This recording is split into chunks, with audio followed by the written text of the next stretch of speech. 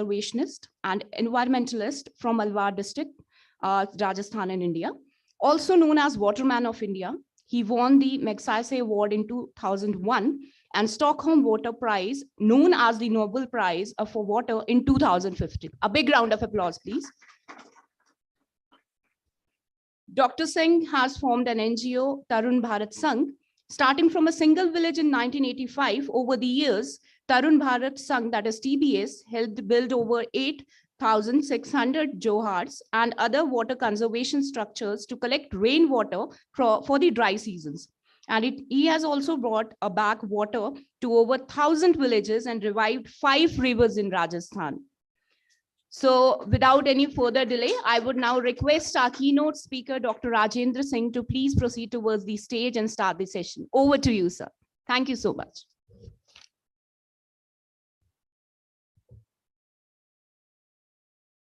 Thank you very much. I think some people is out of this country, so you like I can speak in English, or but you know the English is a language of my brain, but this is not with my heart. If you like listening of my heart, so I can speak in Hindi. If you listening of my brain, so I can speak in English. So you tell me what language I can use. Both. Thank you very much. My dear friends, you know that India is a country of culture and spiritual and love and faith for nature. And this agriculture starts with the faith and fulfill the need from this nature of the humankind and others. So this agriculture needed, after some time, some more water for production of the grains. So, you know, if you can come with me, you can start my presentation. You can start my presentation. Yeah, yeah.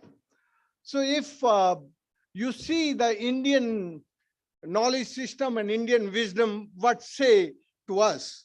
And the 12,500 before, the Atharved says, when our brain is, जब हमारी बुद्धि विमूढ़ हो जाती है, तो climatic emergency आने लगती है, प्रकृति पर आपदा आती है तब जब हम बुद्धि को केवल प्रकृति का शोषण, अतिक्रमण एंड प्रदूषण करने में अपनी बुद्धि को यूज करते हैं। और हमारे शास्त्रों में कहा है कि जब हम बुद्धि को बहुत उपयोग करते हैं तो हम शिक्षा की तरफ बढ़ते हैं, तो फिर हम शिक्षा अर्जित करते हैं। और ये जो शिक्षा है, ये हमारे शास्त्रों में इसको कुविद्या कहा है, अविद्या कहा है। शिक्षा हम अपनी लाइफ को, अपनी लाइवलीहुड को और अपनी डिग्निटी को ऊंचा करने के लिए हमें शिक्षा प्राप्त करनी पड़ती है, क्योंकि शिक्षा हमें हमेशा लर्निंग ओनली फॉर अर्निंग, जब हमें जीवन में अपने जीवन की जरूरत पूरी करने की चाह होती है तब हम शिक्षा की तरफ मूव करते हैं।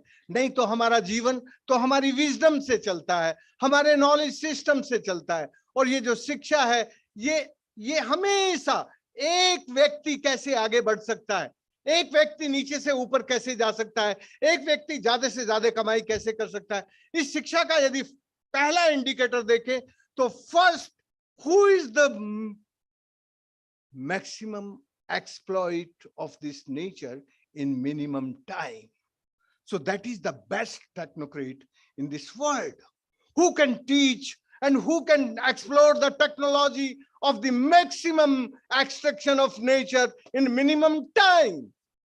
So this is the first indicator of this education system. So this education system is always helping to alone. But our knowledge system, our wisdom is not allowed to alone.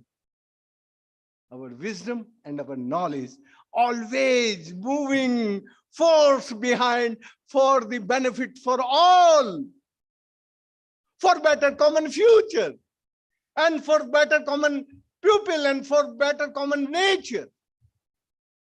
So today, we are moving fast, very fast for our education system.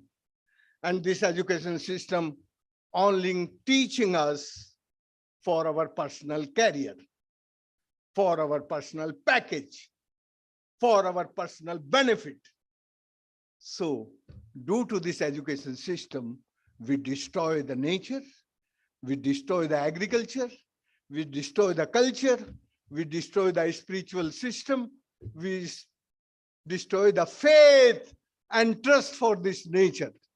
So, my dear friend, today we can discuss.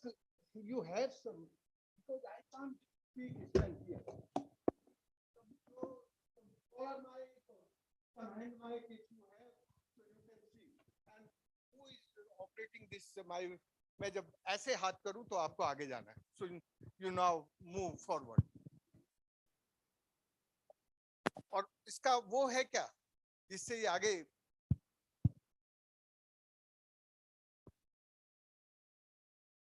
So today the global problem is climate change.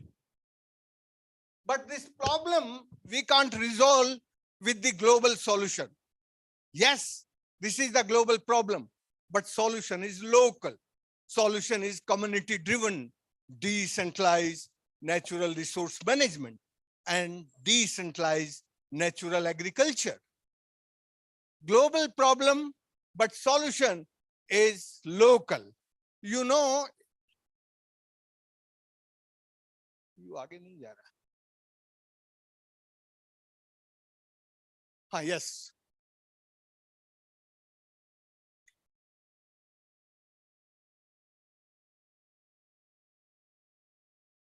I tell you, when we are using only our brain, so we bother only our personal life. We not bother about the tree, we not bother about the earth, we not bother about the sky, we not bother about the water. But when we are living with this wisdom system, so we know one word called Bhagwan. The Bhagwan is not living in temple or not living in church or not living in mosque. Bhagwan living with us. Why this Bhagwan word made?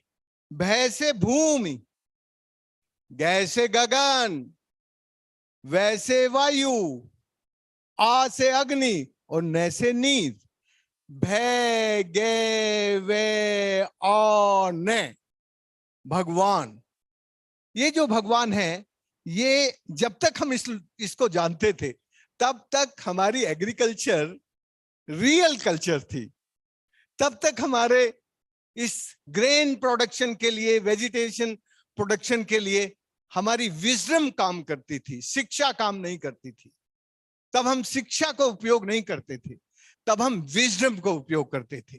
So our wisdom have the lot of understanding and our wisdom is really capital of knowledge system of this world, who have love and respect with nature.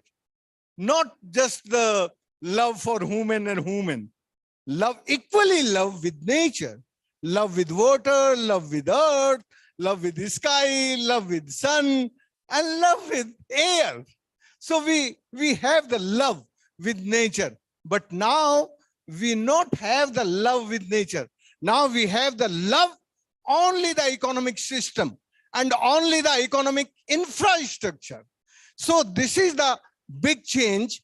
So in our Shastra says, जब हमारी बुद्धि को हम उपयोग करते हैं तो हम विमूढ़ हो जाते हैं, और उस विमूढ़ का परिणाम होता है कि हमारी धरती पर क्लाइमेटिक इमरजेंसी आ जाती है.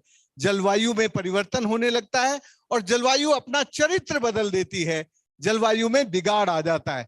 तो ये हमारे शास्त्रों में, अथर्ववेद में 12,500 साल पहले लिखा है.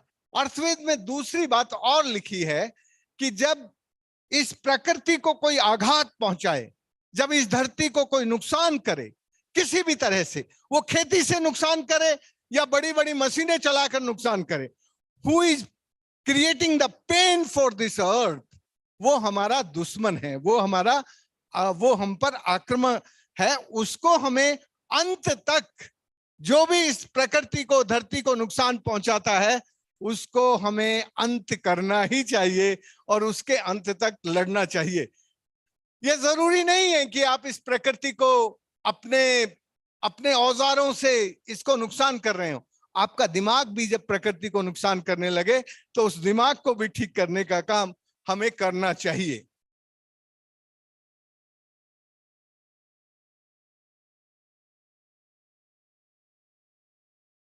हमारे शास्त्रों में लिखा है,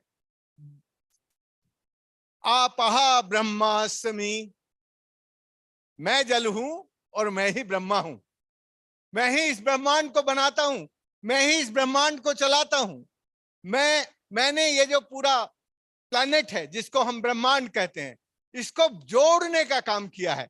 बाकी जो अन्य 4 महाभूत हैं, मिट्टी, अर्थ, सन, एनर्जी और एयर, ये जो रस्ट 4 एलिमेंट्स हैं, इनको जोड़ने का काम मैंने किया। इसलिए इस प्लेनेट को बनाने का काम मैंने किया है। मैं इसको चलाता हूं, लेकिन मैं इसको तभी तक चलाता हूं जब तक तुम मुझे जानते हो। आपहा ब्रह्मास्मि। तो वो क्यों कह रहा है कि जब मैं तब तक चलाता हूं जब तक आप मुझे जानते हो? क्योंकि वो ये जानता है कि ये जो पंच महाभूत से बना आदमी है, इसकी बुद्धि बहुत क्रूर है, और ये क्रूर करके मुझे पॉल्यूट भी करता है, और मुझे धरती में से एक्सट्रैक्ट करके जहां मैं बहता हूं, धरती के अंदर बहता हूं, धरती के ऊपर बहता हूं, और इस वायुमंडल में बहता हूं, जहां भी मैं बहता हूं वहां ये प्रदूषण करता है, शोषण करता है और मेरे ऊपर अतिक्रमण करता है। इसलिए मैं इस 2 हाथ पैर वाले आदमी से बहुत डरता हूं। कौन कह रहा है ये? Who is saying this statement? Water. Who create the life on this planet? Who is the creator of life on this planet? He is really feared from us because we are creating disaster for that.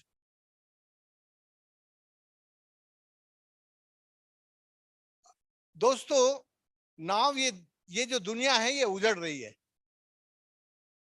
मैंने पिछले 10 सालों में 127 देशों की यात्रा की है, और खासकर उन देशों की यात्रा की है जिनका पानी की कमी के कारण उजाड़ हुआ, और जिनके पास पानी था वहां ज्यादातर लोग जाके बसे हैं।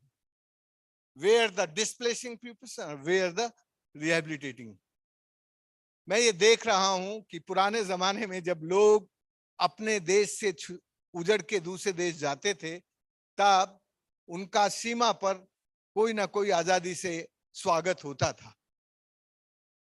अब जब भी अफ्रीका से कुछ लोग यूरोप के शहरों में जाते हैं, गांव में नहीं जाते, वो शहरों में जाते हैं, तो यूरोप के शहर कहते हैं कि ये क्लाइमेटिक रिफ्यूजी आ गए हैं, और ये क्लाइमेटिक रिफ्यूजी हमारे ऊपर लायबिलिटी है। सो इस वक्त अफ्रीका और सेंट्रल वेस्टर्न एशियन कंट्रीज जिस तरह से डिस्प्लेस्ड होके यूरोप और अमेरिका की तरफ जा रहे हैं, उसमें से वहां बहुत स्ट्रेस है, और ये stress mostly in urban areas में है, एग्रीकल्चर एरिया में नहीं है। अभी भी एग्रीकल्चर दुनिया में जहां थोड़ी बहुत बची है वहां सपोर्ट में है, वहां थोड़ा एग्रीकल्चर के साथ जरा श्रमनिष्ठ समाज बनता है।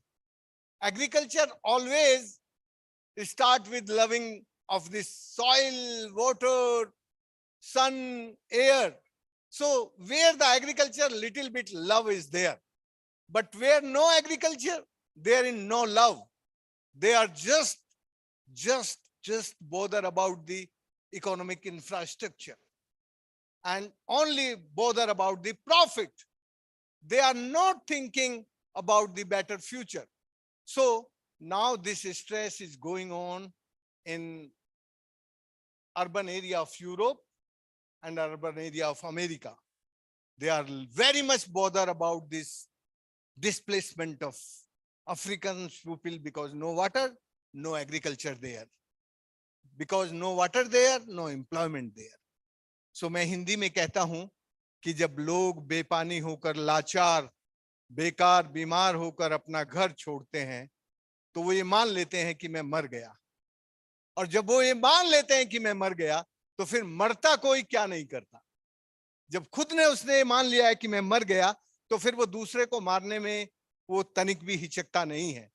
तो ये जो आज का वॉर की सिचुएशन है, ये वार की सिचुएशन वहां है जहां पानी नहीं है, जहां लोगों के मन में पानी के प्रति और धरती के प्रति और खेती के प्रति प्यार नहीं बचा है।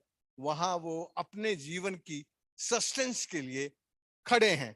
और इस वक्त जो नेशनल गवर्नमेंट्स का जो करेक्टर है वो बहुत कुछ कमर्शियल फोर्सेस के साथ है, वो एग्रीकल्चर फोर्सेस के साथ नहीं है। The all national government with on this world, they are only bother about the commercial forces, commercial multinational companies. They are not bother about the agriculturists. They are not bother about the water conservationists. They are not bother about the environmentalists. So now the water conservationists, environmentalists, agriculturists, they are really in the very bothering situation on this world. And this world moving by the commercial forces. So this crisis you can see in the, this is the biggest crisis now. Consequently environmentalists और ये जो सरकारों के बीच बहुराष्ट्रीय कंपनियों का प्रभाव है, वो जैसी नीति चाहते हैं बदलवा लेते हैं, वो जब जो कानून चाहे बदलवा लेते हैं। और किसानों को अपने खिलाफ कानून बदलने के लिए सालों साल सड़कों पर रहना पड़ता है। और फिर भी कितना सुना जाता है मालूम नहीं। आप सब जानते हैं, घर छोड़ के लोग घर से बाहर रह के केवल इसलिए कि वो कुछ मांग नहीं रहे हैं, केवल इसलिए कि हमारी लूट थोड़ी कम कर दो, हम जो पैदा कर रहे हैं उसका ठीक से दाम दे दो, बस केवल इतने से काम के लिए सालों साल पूरी कंट्री में किसानों को सड़कों पे रहना पड़ता है। तो ये जो क्राइसिस है हमारी, इस क्राइसिस को देखने की जरूरत है। और इस क्राइसिस को यदि देखना है तो फिर हमें थोड़ा पीछे जाके देखना पड़ेगा कि हम थोड़ा ये समझने की कोशिश करें कि हिंदुस्तान में 1000 साल पहले नदियों पर, नदियों को बांधने के लिए किस तरह से हमारे शास्त्रों में कहा है कि जब तुम किसी नदी को बांधते हो तो वो नदी गुस्से में आके फिर तुम्हें भी तोड़ती है और फिर उस धरती को भी तोड़ती है और फिर वहां विनाश होता है, वहां फिर बाढ़ आती है, कहीं बाढ़ आती है और कहीं सुखाड़ आती है। तो वो एक तरफ बड़े बांधों के विरोध में उस जमाने में शास्त्रों में लिखा है और दूसरी तरफ वो सेम सूत्र कहता है कि बादल से निकली हर बूंद को तुम अपना जीवन चलाने के लिए सहेज लो। बादल से निकली हर बूंद तुम्हारे लिए है। आप ये फर्क समझ सकते हैं? वो कहते हैं कि ये जो बड़ी जलधाराएं हैं उनको बहने दो। वो जलधाराएं तुम्हारी धरती को पोषित करती हैं, तुम्हारे धरती के अंदर के भूजल के भंडारों को भरती हैं और वही भूजल के भंडार भरने के बाद तुम्हारा जीवन चलता है और फिर वही जलधाराएं बादल बन के तुम्हारे ऊपर बराबर बरसाती रहती हैं। उन नदियों को, उन बांधों से मत बांधो। वही शास्त्र कहते हैं कि जब बूंद बादल से निकले तो तुम उसको प्यार से पकड़ लो, तुम अपने जीवन को चला लो। और जब तुम उससे जीवन चलाओगे तो ना मिट्टी कटेगी, ना तुम्हारे खेत वीरान होंगे, तो मिट्टी भी बचेगी और पानी भी बचेगा। तो हम एक तरफ इन सब चीजों को अब भूलते जा रहे हैं और हम कुछ और दूसरी दुनिया में चले जा रहे हैं। हमें यदि इस दुनिया में रहना है तो फिर ये देखना पड़ेगा कि इंडिया में जो community driven decentralised water management था वो क्या था। इस ग्लोबल प्रॉब्लम का लोकल सॉल्यूशन ये है कि जहां भी पानी बरसता है, जहां वो दौड़कर चलता है, उसको रेंगना सिखा दो। जब वो रेंगने लगे तो पकड़ के धरती के पेट में बैठा दो, फिर उसको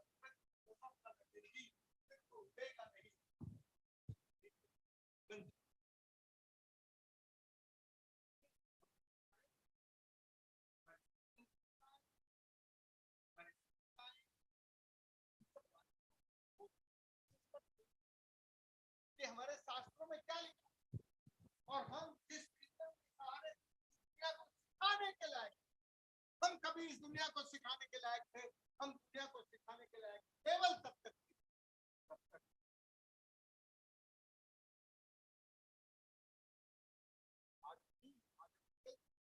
जब उनकी तरफ देख रहे हैं कि हम अपने विजन को, हम अपने नॉलेज सिस्टम को, और हमारे स्लोगन क्या है कि हम दुनिया के गुरु बन रहे हैं।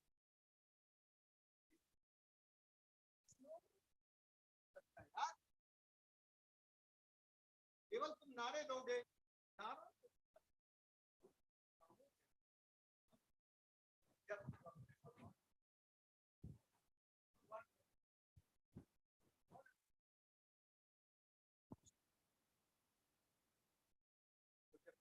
प्यार करते लोग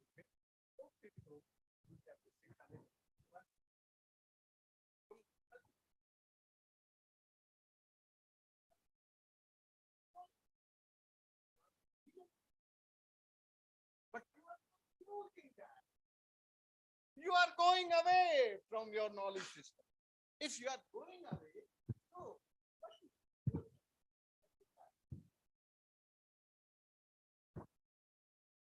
My dear friend, जब मुझे आजादी मिली तब मेरे देश के भूतल के मैदान पानी से भरे और 4% जमीन पर water scarcity, 4% land under the scarcity of water, and 1% land.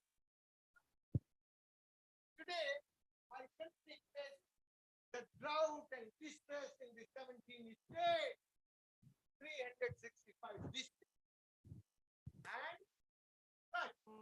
190. Why this disaster is moving very fast?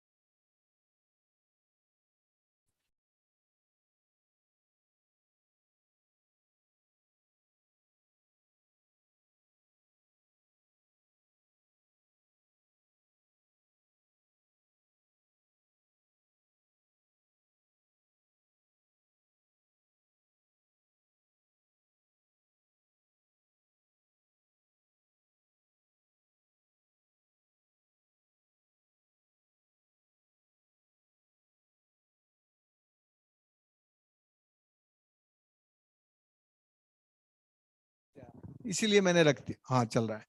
अपनी पत्नी को बहुत प्यार करता था और पत्नी के प्यार में उसने महल से बाहर निकलना बंद कर दिया। तो प्रकृति को बहुत गुस्सा आया कि भाई ये राजा जो होता है वो एक आदमी, एक केवल राजा के लिए तो सारी प्रजा बराबर है, और ये तो महल में रानी के प्यार में डूब गया है। तो ड्राउट हुआ, सूखा हुआ, अकाल पड़ा। देखिए उस जमाने के भारत के राजा देखिए और भारत की प्रजा देखिए। तो भारत की प्रजा राजा जनक के दरबार में कहने लगी जाके कि राजन, आप अपनी रानी के प्यार में प्रजा को भूल गए हैं, और इस वक्त बारिश नहीं होने के कारण प्रजा त्राही त्राही कर रही है। तो राजा जनक को देखिए कि राजा जनक कैसे पूछता है अपनी प्रजा से। वो पूछता है फिर मैं क्या करूं बताओ। तो प्रजा कहती है कि महल छोड़ दो, राजा और रानी दोनों मिलके हल चलाओ। ये चैप्टर रामायण में किसने पढ़ा है? इस हॉल में सीता का जन्म का चैप्टर किसने पढ़ा है? ये जो मैं घटना बता रहा हूं ये आपने पढ़ी है, सुनी है, जानते हो कि नहीं? यस, 1, जरा एक बार खड़े, 2, 2 है, हाँ 4। सो इस हॉल में 5-6 पीपल है हु लर्न दिस स्टोरी। सो राजा जनक अपना महल छोड़ के हल चलाने लगे, और फिर जब उनका पसीना निकला राजा और रानी का, तो जमीन पे पड़ा, और जमीन पे कहते हैं कि जब वो पसीना पड़ा तो उसमें से बीज अंकुरित हुए।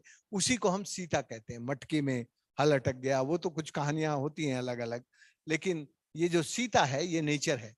इसीलिए मैंने इसका नारा दिया है, नीर नारी नदी, नारायण है, नारायण है, नारायण है।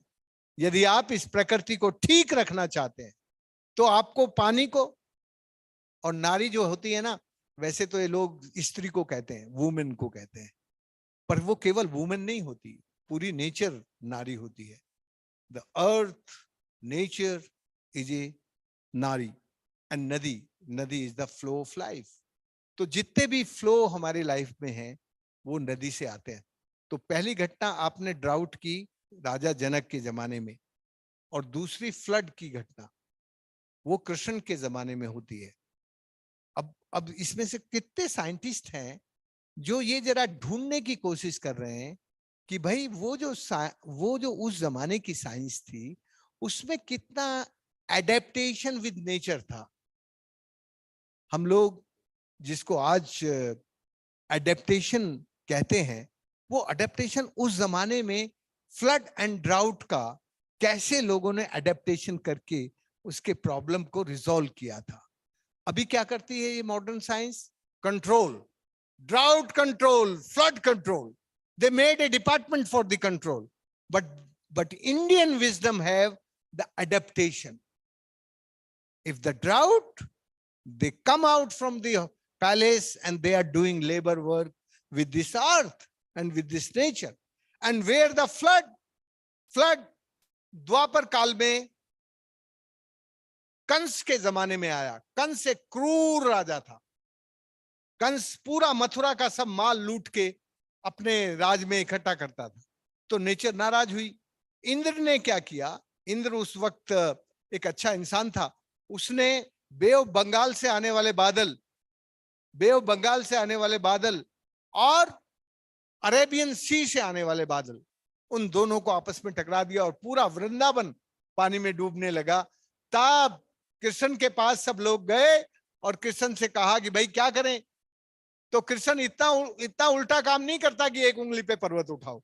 ये तो हमारे पुराण झूठी बात भी लिख देते हैं।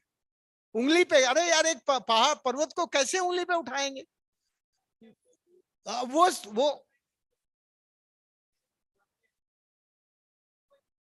सब इकट्ठे, सबको इकट्ठे, सुनो बात सुनो, सबको इकट्ठे होकर कृष्ण ने कहा कि तुम पहाड़ पर चले जाओ।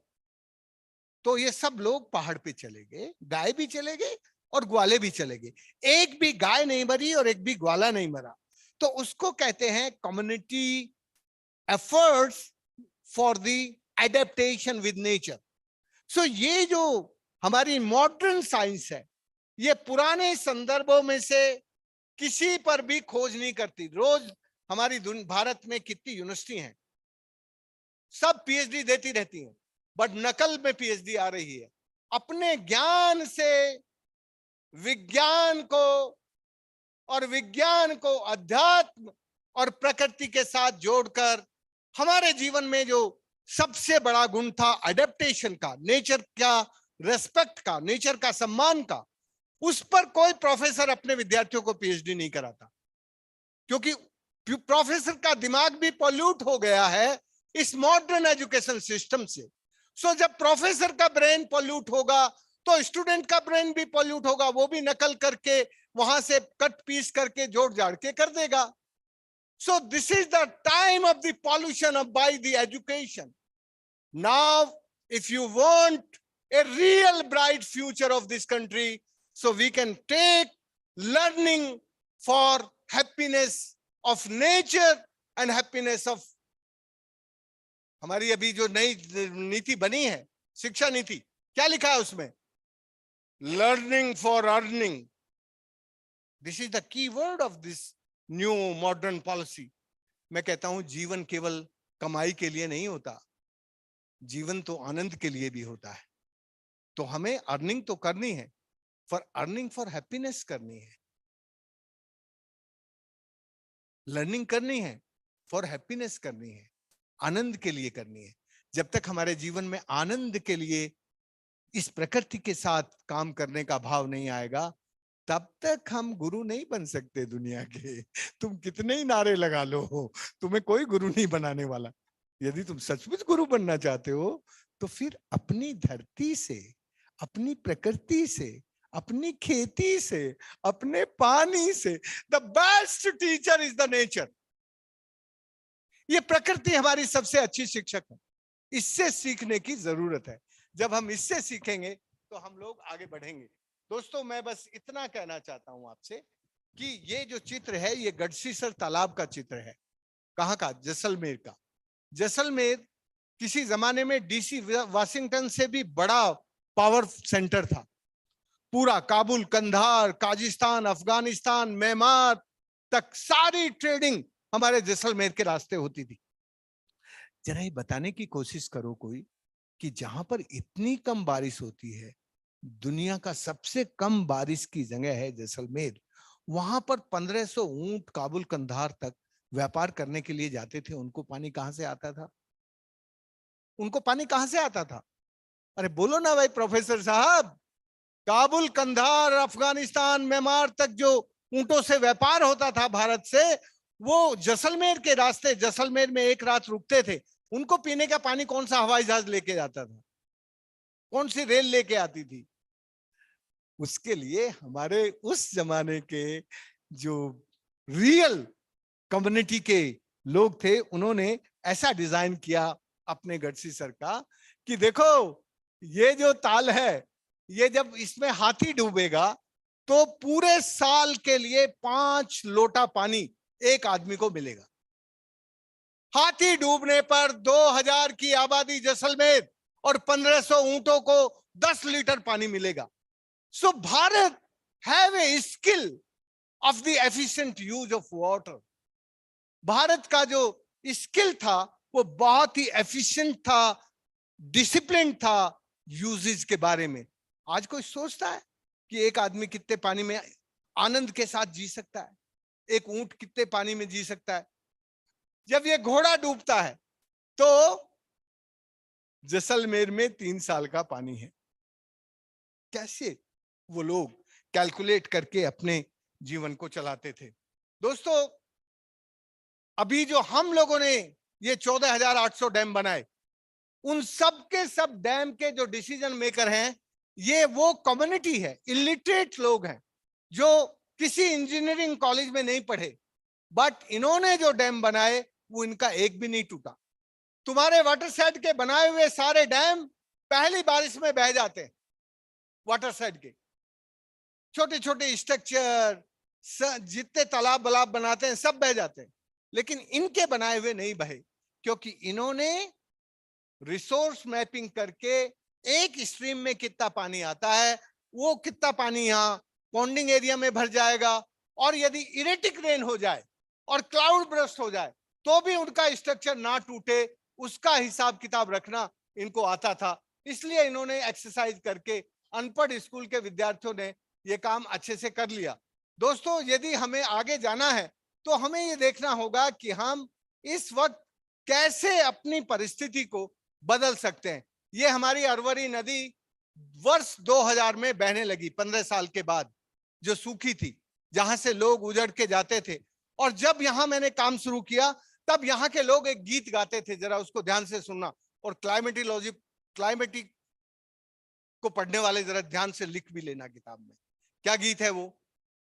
बादल तो आते हैं हर साल मेरे गांव में, पर बरसते नहीं है वो, रूठ कर चले जाते हैं कहां हम नहीं जानते। जिस दिन से बादलों ने रूठना शुरू किया, मेरा बेटा और मेरे बेटे की बहू भी मुझसे रूठ कर दिल्ली चले गए। अब मेरे कुएं में पानी नहीं, मेरे खेत में हरियाली नहीं, तो फिर मेरे जीवन में खुशहाली कहां। ये उस जमाने के गीत हैं जब मैंने 1980 के दशक में राजस्थान में पानी का काम शुरू किया था। मेरे शुरुआत के दिनों के गीत हैं। दोस्तों, तब ये नदी बिल्कुल वीरान और सूखी थी। लोग गांव से उजड़ के जा रहे थे, बेटे बहू सब गांव खाली थे। फिर इन्होंने जो पानी का काम किया, उससे ये नदी पूरी दोबारा से बहने लगी। ये जब काम शुरू हुआ, नदी के नीचे का तालाब और ये इतने बड़े पेड़ हो गए, अब तो ये नदी बहने लगी। देखो, हिस्ट्री तो आप जल्दी चेंज कर सकते हैं, हिस्ट्री चेंज करने में ज्यादा टाइम नहीं लगता। आपका आज एक प्रधानमंत्री है, कल दूसरा प्रधानमंत्री होगा, आपकी कंट्री की हिस्ट्री बदल जाएगी जल्दी से। लेकिन ज्योग्राफी को बदलने में टाइम लगता है, धरती को बदलने में टाइम लगता है। तो ये ज्योग्राफी को बदलने का काम है। ये जो नदी सूखी थी, मरी थी, वो नदी अब बहने लगी है। तो इसको कम से कम 12 से लेके 15 साल लगते हैं। ये कोई एक साल में आप करोगे, और इस काम को ऊपर से लेके नीचे तक एक कॉन्टिन्यूटी में करना पड़ेगा। क्या हुआ, जब ये वाटर नोबेल प्राइज, जिसको स्टॉकहोम वाटर प्राइज कहते हैं, ये जब मेरे नाम से अनाउंस हुआ, तो मेरे खिलाफ पूरी दुनिया से 1500 से ज्यादा पिटीशन वहां जूरी को भेजी गई कि भाई ये तो वाटर साइंटिस्ट नहीं है, ये तो इंजीनियरों को और साइंटिस्टों को मिलता है, इसको कैसे मिल सकता है।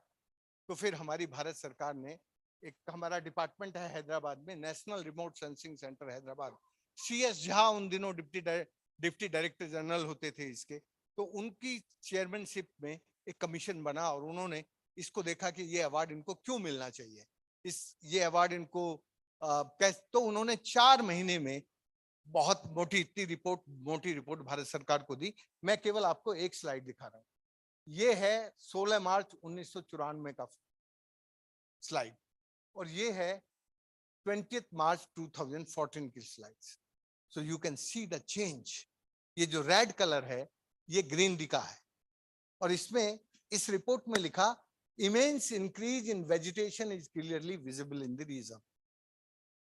तो काम तो मैंने किया था, पर ये अवार्ड किससे मिला? वो इस रिपोर्ट से मिला। तो अभी भी UN की सरकार हो, भारत सरकार हो, हिमाचल सरकार हो, वो सब पढ़े लिखे लोगों की रिपोर्ट ही मानती है, वो काम की रिपोर्ट नहीं मानती। वो तो लिखा क्या गया है रिपोर्ट में, उससे ही होता है सब कुछ। तो मैं बताना ये चाहता हूं कि अभी भी दुनिया में काम का सम्मान नहीं है, रिपोर्ट्स का सम्मान है, कागज पे रिपोर्ट्स का सम्मान है। इसलिए मैंने ये स्लाइड आपको दिखाई। यदि आपको सचमुच ये काम करना है तो गांव से शुरू करना पड़ेगा, और फिर पॉलिटिकल और एडमिनिस्ट्रेटिव बाउंड्री से ये काम नहीं होता, आपको नेचुरल बाउंड्रीज को फॉलो करके करना पड़ेगा। यदि आप नेचुरल बाउंड्रीज को फॉलो करेंगे तो linking crop pattern with rain pattern, Himachal में भी 84% पानी खेती पे खर्च होता है, हिमाचल जैसे प्रदेश में। कितना बोल रहा हूं मैं? तो यदि आप एग्रीकल्चर का जो आपका पैटर्न है, ये जो कमर्शियल एग्रीकल्चर है, ये अब तुम्हारी हिमाचल में भी या पंजाब में भी चलेगी नहीं, अब इसका फ्यूचर नहीं है। यदि आपको एग्रीकल्चर यहाँ करना है तो फिर नेचर के साथ नेचुरल एग्रीकल्चर में जाना पड़ेगा, और ये जो हमारे क्रॉप हैं, उन क्रॉप को रेन पैटर्न के साथ जोड़ना पड़ेगा। यदि हम क्रॉप पैटर्न को रेन पैटर्न के साथ जोड़ेंगे तो अभी 80% पानी यूज कर रहे हो, फिर 40% में भी आपकी खेती, अच्छी खेती होने लगेगी, खर्चे कम होंगे पानी के निकालने के, ले जाने के, और खेती में आपकी सुखदायी खेती होगी।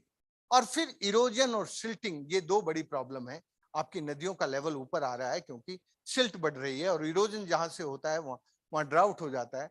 और ये ग्राउंड वाटर रिचार्ज और एफिशिएंट वाटर यूज, और इसको रिज से वैली पर काम करना पड़ेगा। ये है मेरे गुरुजी, जिन्होंने मुझे 2 PhD मेरे 2 दिन में दी। ही इज माय गुरु। ये औरतें पहले 17 किलोमीटर 7-8 घंटे में पानी लेके आती थी 10 किलोमीटर दूर से, अभी 2-3 मिनट में अपना पानी खूब साफ सुथरा अपने घर के पास इन्होंने बांध बना लिए। पहले इनका एक भी बच्चा पढ़ता नहीं था, अभी तो सब बच्चे पढ़ते लिखते हैं। ये जब हमने काम शुरू किया तब टोपोग्राफी ये थी, अभी तो ये है।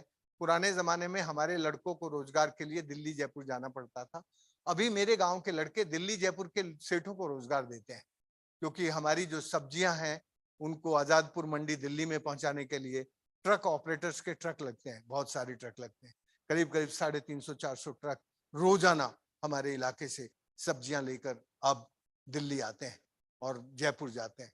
तो यदि आप रियली प्रकृति को थोड़ा प्यार करोगे तो प्रकृति का और धरती का चेहरा भी बदलेगा, और जैसे ही धरती का चेहरा बदलता है वैसे हमारा चेहरा भी आनंद में बदलने लगता है। पर पहले धरती का चेहरा बदलना होगा। धरती का चेहरा जैसे ही बदलेगा तो फिर आप आनंद से रहने लगेंगे। हमने जंगल काटे नहीं, हमने जंगलों को और बढ़ाया, और जंगल और फसल दोनों को साथ साथ लिया।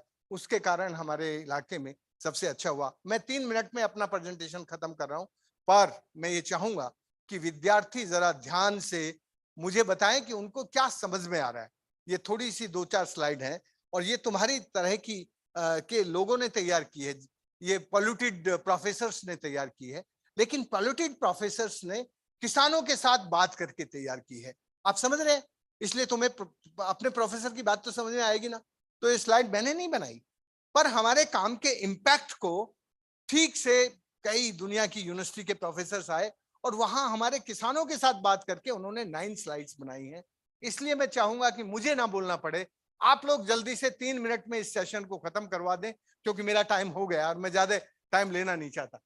तो ये जो स्लाइड्स है ये उस जमाने की है जब धरती को बुखार चढ़ गया था, जब बादल बरसते नहीं थे। हमारा पूरा इलाका रेन शैडो रीजन था, बारिश होती नहीं थी, बादल आते थे और बिना बरसे रूठ के चले जाते थे। और उस जमाने में सूरज जो है केवल इसको समुद्र के पानी को डीसैलिनेट करता था, डीसैलिनेट करके H2O में बदलता था। ये जो H2O गैस है वो बादल बनाती है, और ये बादल हमेशा मैंने देखा कि जहां हरियाली थी उस तरफ जाते थे, क्योंकि ये जो सूरज से निकली रेड हीट है ये जब समुद्र में जाती है तो ब्लू हीट में चेंज हो जाती है। ये जो ब्लू हीट है ये हमेशा ग्रीन हीट की तरफ मूव करती है, तो जहां ग्रीन हीट है उस तरफ ये बादल आते हैं। और ये जब बादल यहां आते हैं तो जैसे ही ब्लू हीट ग्रीन हीट के ऊपर आती है तो दोनों एक साथ डिस्चार्ज होते हैं। ये ब्लू हीट और ग्रीन हीट दोनों हीट है, जंगल की भी हीट है और सूरज जो पानी की हीट लेके आया उससे बादल दोनों जब मिल जाते हैं तो उसको बारिश कहते हैं, वर्षा कहते हैं। तो हमारे इलाके में वर्षा नहीं हो रही है, वर्षा जंगल में हो रही है, लेकिन मेरे इलाके में रेड हीट और इंक्रीज हो रही है। क्यों हो रही है? क्योंकि मेरे इलाके में दिल्ली से लेकर और गुजरात के हिम्मतनगर तक 28,000 खदान चलती थी, डोलामाइट, ग्रेनाइट, मार्बल। मैंने इनके खिलाफ मुकदमा लड़के 80 के दशक में मुकदमा किया इनके खिलाफ, और इन सारी माइंस को चारों राज्यों में बंद कराया। तुम जानते हो कितने रिस्क होते हैं, माफिया कितना स्ट्रांग है माइनिंग का। पर मैंने बिना डरे, मैं 5 बार, एक बार तो 20 दिन कोमा में रहा ऑल इंडिया मेडिकल इंस्टीट्यूट में, 5 बार मुझे मारा गया, पर मैं आज भी जिंदा हूं। तुम्हारे क्लासरूम में आके बात कर रहा हूं तुम्हारे साथ। हाँ, कौन चाहता है मुझे बचाना? आदमी नहीं चाहता। कौन चाहता है? नेचर चाहती है, क्योंकि मैं उसका वकील हूं। किसका? नेचर का। तो नेचर अपने वकील को अभी जिंदा रखना चाहती है, पता नहीं कब तक रखेगी, आई डोंट नो, बट 5 बार तो जिंदा उसने कर लिया। इसलिए 28,000 खदान बंद होने के बाद फिर हमने उस इलाके में पानी का काम बहुत, जो भी खानों में काम करते थे उन सबको पानी का काम करने का रोजगार दिया। और कोविड में हमारा काम और भी ज्यादा तेज हुआ, क्योंकि कोविड के टाइम में सब लोग वापस आ गए थे, तो पत्थर तो हमारे यहाँ थे ही, तो सबको हमने उनकी जो खेती की जमीन थी उस पर बाउंड्री बनाने के काम दिए, तालाब बनाने के काम दिए, कहीं चेक डैम बनाने के, सबको रोजगार दिया। जो भी कोविड में शहर से छोड़ के वापस आए थे सबको रोजगार, और सब बड़े मजे में अपनी खेती का। लेकिन लालच बहुत बुरी चीज होती है, उसमें तो ज्यादा पैसा नहीं मिलता था, उसमें तो केवल जीवन को चलाने का जीविका मिलता था। जैसे ही कोविड गया फिर शहर भग गए, फिर छोड़ गए गांव। तो अभी जो लालच है वो लालच का तो कोई इलाज नहीं है। तो जी मेरा ये इलाका है जहां ये डेवलपमेंट की रेड हीट है। ये नेचुरल रेड हीट नहीं है, नेचुरल रेड हीट तो सूरज से आती है, पर ये माइनिंग के कारण रेड हीट है। हमने इस रेड हीट को येलो हीट में बदलने के लिए पूरी, जहां वो जंगल था उसके सारे पूरी वैली में, कितने किलोमीटर में, 10,800 स्क्वायर किलोमीटर, कितने बनाए, 14,800, 14,800 से ज्यादा ही है, डैम बनाए। लोग कहते थे यार ये डॉक्टर आया वो पागल हो गया, बारिश होती नहीं यहाँ और वो बांध बनवाया जा रहा है, जोड़ बनवाया जा रहा है। मैं उनको कहता था कि जो पानी आने से पहले पाल बांध लेता है वो कभी बेपानी नहीं होता। तो खैर कुछ लोग सुन के ये काम करते रहते थे, उसका परिणाम ये हुआ, जरा देखो ध्यान से, वो जो जंगलों में पानी बरस रहा था उस पानी को डाइवर्ट करके हम अपनी वाटर बॉडीज में ले आए। पहली बार 10% वाटर बॉडीज फिल हुई, लेकिन 10% वाटर बॉडी फिल होने से उसके पास के जितने कुएं थे वो पहले साल में रिचार्ज हो गए। पानी कुओं में आते के साथ शहर से जवान लड़के वापस गांव आए और खेती करने लगे, और खेती करने लगे तो वहां जो धरती पर हरियाली थी उसमें से ट्रांस एवोपरेशन शुरू हुआ। हमारी वाटर बॉडीज में से एवोपरेशन हुआ और जो कुएं थे, कुओं के कारण खेती शुरू हुई, उस हरियाली में से ट्रांस एवोपरेशन बढ़ा। तो जब हमने काम शुरू किया था तब केवल 2% ग्रीनरी थी। आज की तारीख में 2023 में 48% ग्रीनरी इस इलाके में हुई है। तो आप अंदाज लगा सकते हैं एवोपरेशन एंड ट्रांस एवोपरेशन दोनों मल्टीप्लाई होकर माइक्रो क्लाउड्स बनाते हैं, बहुत छोटे बादल बनाते हैं। और ये जो छोटे बादल हैं ये अरेबियन सी से बड़े बादलों को बुलाते हैं, और ये दोनों बादल मिल जाते हैं, और जब ये दोनों बादल मिल जाते हैं तो बारिश हो जाती है। ये काम मिटिगेशन किसी मशीन से नहीं हुआ, तुम्हारी साइंस से नहीं हुआ। ये साइंस तो लगी इसमें, science with sense and science with common sense and technology engineering with consciousness and concern equally with nature, दोनों उपयोग हुई। लेकिन इसमें मोस्ट इंपॉर्टेंट पार्ट है adaptation. Adaptation with the farmers, कैसे उन्होंने एग्रीकल्चर को, कैसे उन्होंने अपने क्रॉप पैटर्न को रेन पैटर्न के साथ जोड़ा। इतनी कम बारिश में भी खेती होती है और ये हरियाली बढ़ी। अब मैं लास्ट स्लाइड आपके लिए छोड़ रहा हूं। अब आप बताइए इस स्लाइड में आप क्या समझ रहे हैं, क्या देख रहे हैं, जल्दी से। आज आपके प्रोफेसर साहब आपको कुछ नहीं कहने वाले, आपके लिए 1 डेढ़ 2 मिनट बाकी हैं। आप जो भी जवाब देंगे मैं सुनूंगा। बताइए क्या समझ में आ रहा है इसमें। और आप मुझे भी पास करने वाले हैं यदि आप ठीक से इस स्लाइड का जवाब देंगे, और मैं आपको पास करूंगा तो आप मुझे पास करेंगे। मुझे लगेगा कि मैं आपको बात समझा पाया, क्योंकि ये आखिरी स्लाइड है। इसके बाद बताइए क्या समझ में आ रहा है इस स्लाइड में।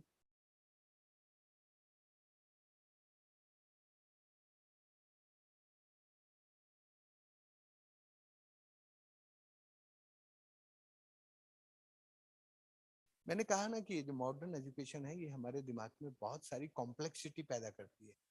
आपको लग रहा है कि कोई गलत जवाब ना निकल जाए हमसे। आप सब परफेक्ट बनना चाहते हैं, परफेक्शन में परफेक्शन। अरे गलत भी बोलोगे तो कोई फर्क नहीं पड़ता, बोलो तो सही। वेरी गुड, वाह, वंडरफुल, गुड। उन्होंने कहा टेम्परेचर कम हुआ, तो टेम्परेचर कम हुआ तो उधर थोड़ा बादलों का रुझान हुआ और वो जो रन शेडो था वो थोड़ा थोड़ा धीरे धीरे बदलने लगा। उन्होंने कहा ये सब काम हरियाली के कारण हुआ। क्या कहा उन्होंने? जो इन्होंने कहा उसका जवाब उन्होंने दिया कि ये सारे काम हरियाली के कारण हुए। Very good. पर अभी केवल 20% मार्क्स दे सकता हूं इन 3 जवाब में, है?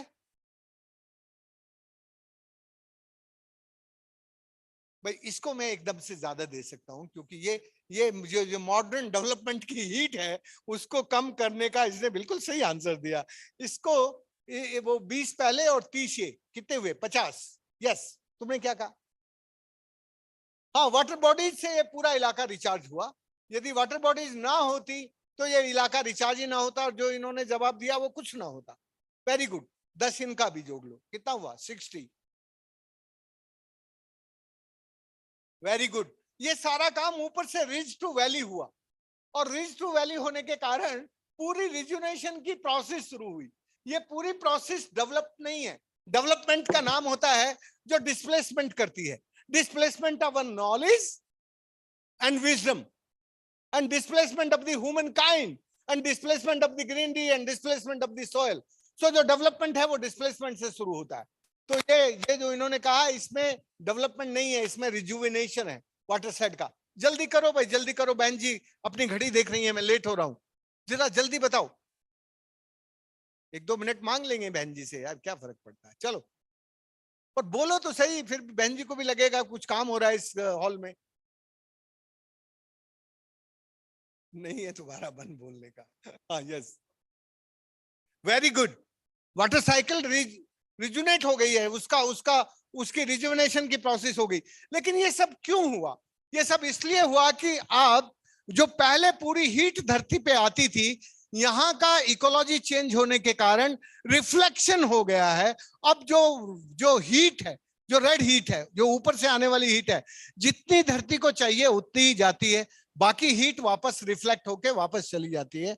और ये सब कुएं रिचार्ज हुए, रिवर्स माइग्रेशन हुआ, इसके कारण ये काम सब हुआ। ये काम राजेंद्र सिंह अकेला नहीं कर सकता।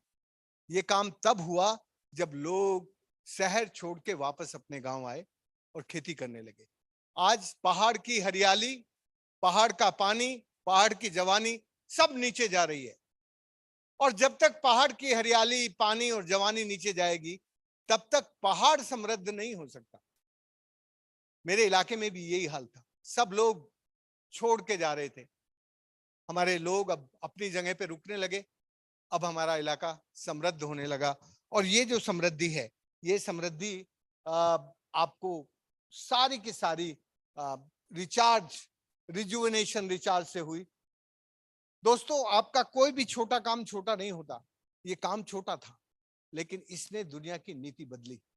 2015 से पहले कोई भी क्लाइमेट वाटर के साथ रिश्ता नहीं था।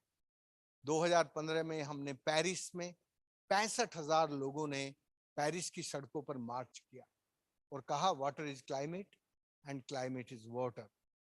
If you are not include in your Paris agreement, we are opposing your agreement, and that is the impact. Now the water is climate and climate is water. आपका एग्रीकल्चर डिपार्टमेंट अब climate के plan बना के कुछ खेती के काम कर रहा है। ये इसके बाद हुआ, 2015 के बाद। काम छोटा था, लेकिन इस छोटे काम ने एक दुनिया की कई तरह की बहुत सारी नीतियों को बदलने में सफलता पाई है। Thank you very much.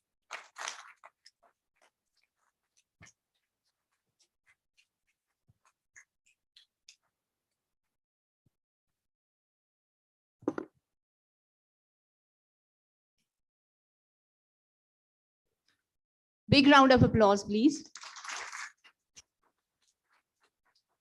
Sir, हम आपके जज्बे को सच में ही सलाम करते हैं। Thank you so much for this enlightening session.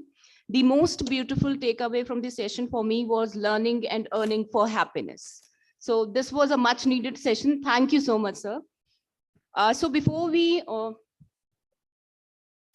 we proceed for a session 7, I would now request everyone for a group photograph, please.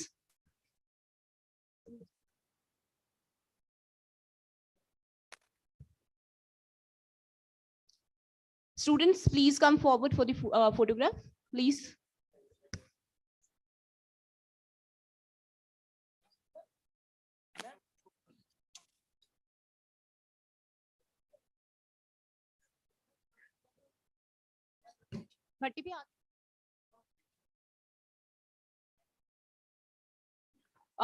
Students, please come forward and stand in these lines, between these lines.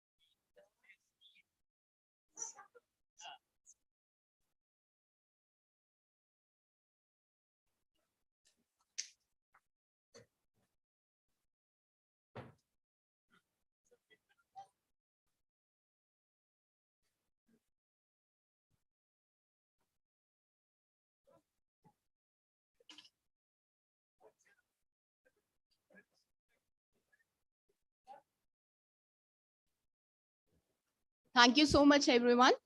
Please settle down.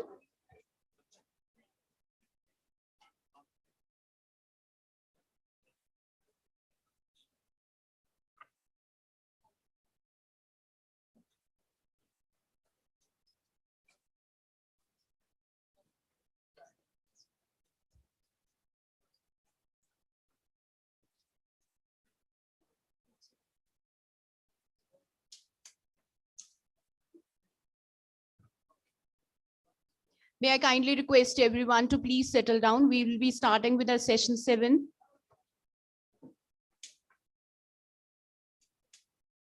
Bharti bhaiya.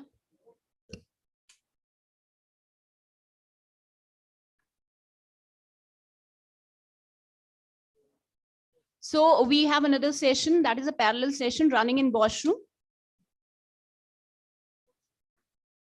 Bosch room.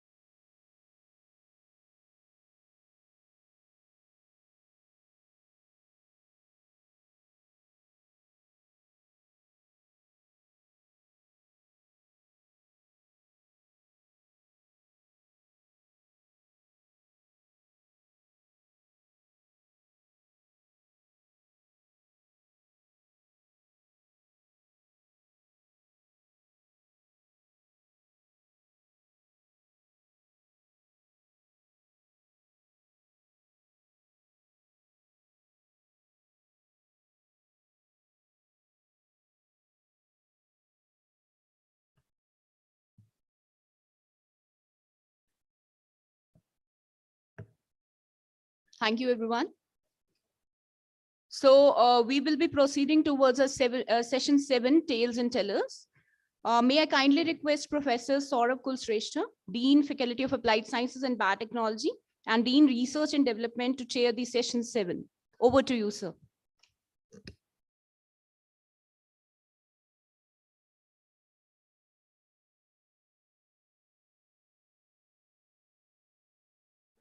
Good morning, everyone.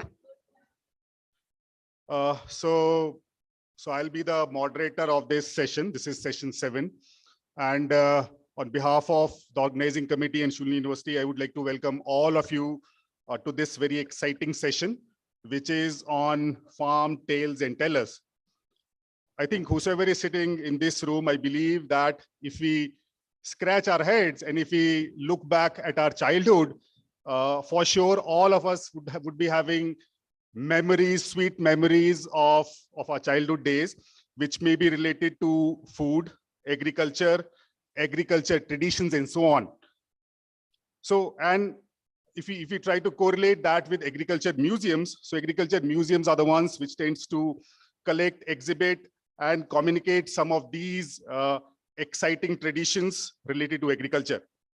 So in this session, this is around 1.5 hour session, but since we are running almost an hour late, so we will try to patch up this session in next 1 hour, 15 minutes or so. So what we are going to do, so in this session, let us hear some of the exciting tales related to agriculture, food, and agriculture traditions from the experts. I also have a request to make before we start the session. I request all the speakers to please wrap up their sessions in somewhere around 15 to 20 minutes of time, so that we can have time for question answer session also. So there are 3 lectures in this session, one which is online, and there are 2 which are offline sessions. So the first session is by Mr. Syed Ghani Khan. I would like to introduce the speaker. So Mr. Syed Ghani Khan is a renowned organic farmer, known all over the country for his conservation of indigenous paddy varieties. He is the one who is working on paddy for a long time now. He has been recognized for outstanding work and has been conferred various awards including the Plant Genome Savior Farmer Recognition Award, which is being given by Plant Protection Variety and Farmers' Right Authority in 2012. Krishi Leva Vaidya honored him in 2012, and Krishi Pandit Award was awarded to him in 2008 by the government of Karnataka. So he has also received several other awards like G. Vaidya Award in 2010. He is going to talk about the Rice Diversity Center and Museum, which is located in Mandya, Karnataka. So let us give him a big round of applause, Mr. Syed Ghani Khan.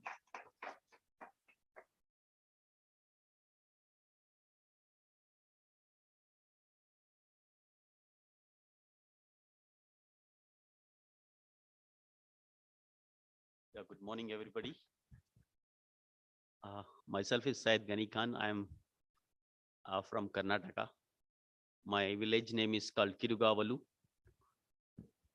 Malavalli Taluk, Mandya district. Actually, I have studied archaeology and museology in my graduation. I want to become a museum curator. It was not happen due to some family things has happened, like my father got brain hemorrhage. Then I had left my graduation and came for farming. I used to do conventional farming, like chemical farming startingly. When I was entered into farming in 1996, I have done chemical farming up to 3 years.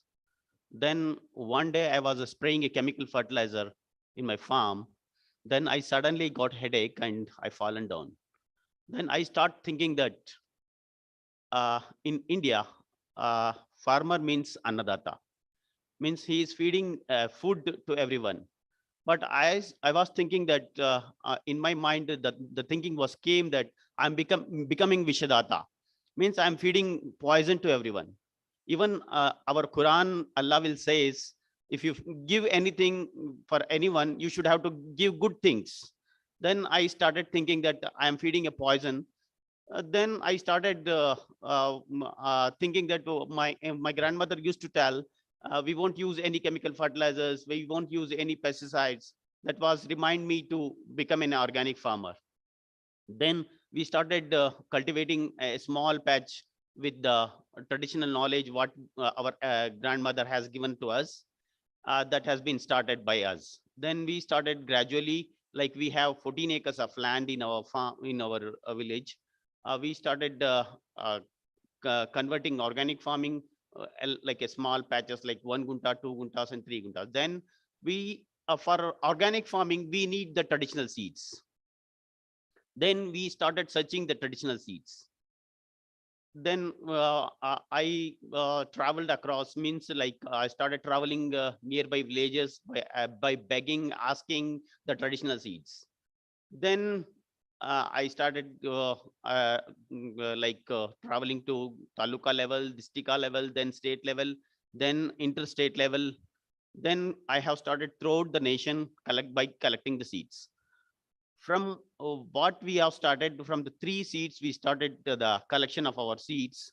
Now in 2013, we are having more than 1,350 varieties of rices, which are like India is a vast diversity country, from Kashmir to Kanyakumari, from Gujarat to Manipur. You see, every 30 kilometers, there is a change. There is a change in climate. There is a change in food style. There is a change in talking style. There is a change in the plants, which we found that there is a change in biodiversity. Everything is there, and the culture is also changes. For that purpose, we started collecting the seeds, and like which climate is suitable for which conditions. That is the best thing our ancestor was cultivated, and the food also to the area concerns. The food is also like changes. Now we are depending on only monocropping system, and we are like using only rice and wheat. In our olden days, in our childhood, we used to have consume millets like jawar, finger millets, proso millet. These are all the millets we used to consume in our childhood. Then we started gaining knowledge with what we have collected seeds, and we want to take these seeds for the future generation, because seeds is a gift of nature.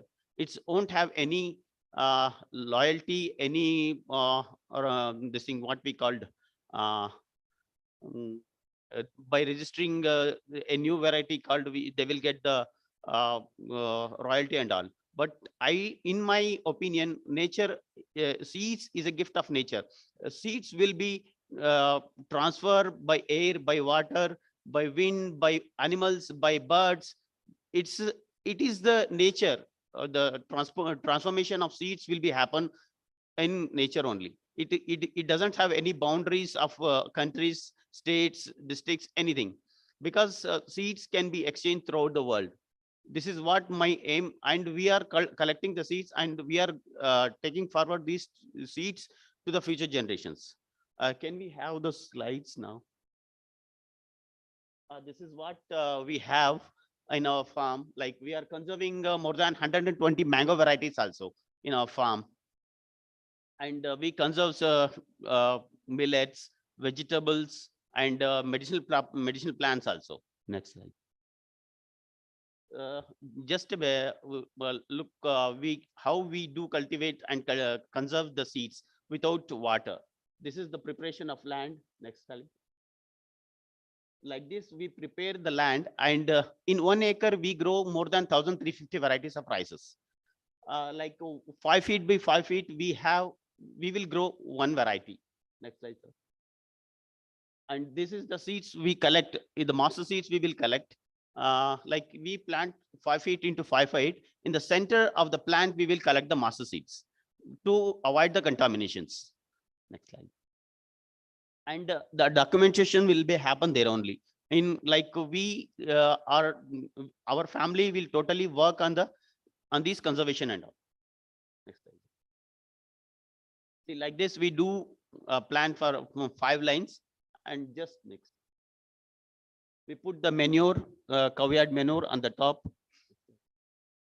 and watering will be done with the hand, and otherwise we will be flooded. If we have more water, we give the flooding. Otherwise, we will be putting by hands only. This is the plant of 10 days. And removing of weeds. And after removing the seeds, like this. And even we do watering also. If this is the second time weeding, we will give the water, and we will pull the Kona weeder in it. You can see the difference of seeds varieties where there we have planted. This is a tillering, how only one plant has been planted there. Tillerings. Next slide. This is also tillering. Before flowering it is. This is a flowering of paddy. Next slide, sir. And this is the flower of paddy. Can you see this? Anyhow, seen in your life? See the flower, how it will looks like. Yes, this is also the flower. And the milky stage. And the observation of pests and diseases in the farm. Next slide. Next. And this is a variety which is from Orissa we have collected. It is called Narikela. Means the bunches will be there in the paddy. If you see in a regular paddy, only one will be there. In this, like, it is bunches, 3, 4, like this. This is our Karnataka variety called Ratnachudi. And see, this is a variety which we got from West Bengal by Dr. Anupam Paul. That is Jugal and Satin. Jugal means twins. In one grain you will get, in one paddy you will get 2 grains, and Satin means 3 grains. This is what the nature has its. And this is the Thai jasmine, black rice and red rice we grown. We have exchanged the seeds with Thailand farmers, and we have bring the seeds, and we are growing in India also. And this is what our museum looks like. Because I want to become a museum curator, it was not happened. Then I created my live museum.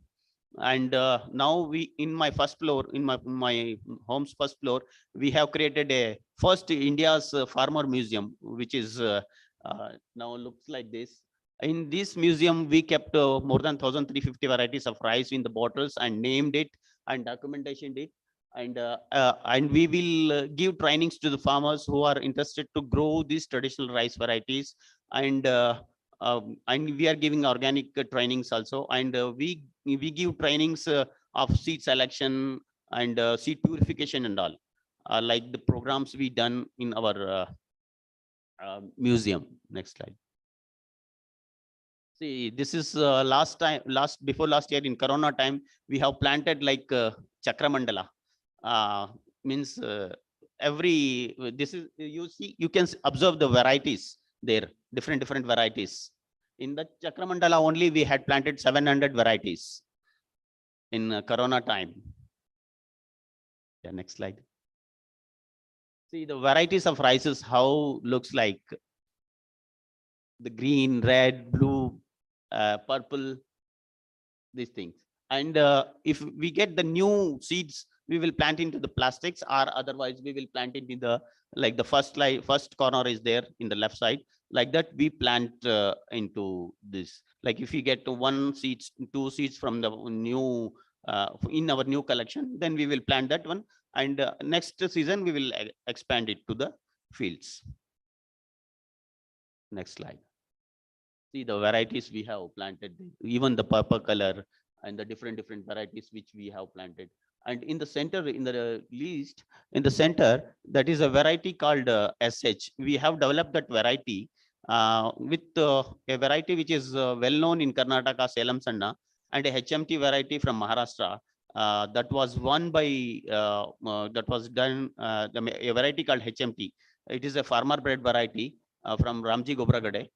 That variety we have selected, and we have made a natural cross pollination, and we bring the new variety. And this is giving a good yield, and this is suitable for two crops also, Rabi and Kharif. And it has been now registered. Now we are send it into National Innovation Foundation for registration, this variety, without any royalty and all. It can be free to the farmers. We are registering, and in National Innovation Foundation, it comes in the under of Indian President. This is the variety which we are doing. And the first one is the black rice. Actually, black rice means it will grows into height. And now we brought into dwarf variety by the natural cross pollination. We have not done any in lab or anything. We have done with the natural cross pollination only, by the selection of seeds. And what we got the traditional knowledge from our ancestor, we have made a new varieties. And now this year we have made a fine black rice variety, which is still not there in any part of the world. We have made the rice variety, which is totally fine and non-scented black rice variety. Next. See, means like in paddy, we won't do like it. We can make value addition also. With the paddy, we make my children's and my wife will make the jewels, and we will sell it into the melas and online also. You can see the jewels of paddy, and here it is like from job tiers we made. These are all the different types of jewels we are making in our rice diversity center. Next. See, this is the black rice, which is only for making kheer. Now we are making like we are sharing the knowledge. Black rice can be used as alternative food also. Like you can prepare dosa, you can prepare idli, you can prepare kheer, everything in the black rice. Next slide. You can find there. Just go to back. See there, the black rices which we have developed in the first slide there. The slender one, those fine rice we have brought now. Next slide. Not only from rice, you can make only rice. We are making value addition of rices. We are making rice ladus. We are making the black rice roti. We are making a malt with the rice, and even whatever the regular things like biryani, everything, kheer, khichdi, everything we can make. Next. See, this is also from rice. That is the what we call Shankapushpi, and I don't know I have forgotten the English name. In the first slide there, we have put the flour and rice flour, and we prepared the roti. And there it is a brown rice puri, and there the brown rice and white rice. It is called pud.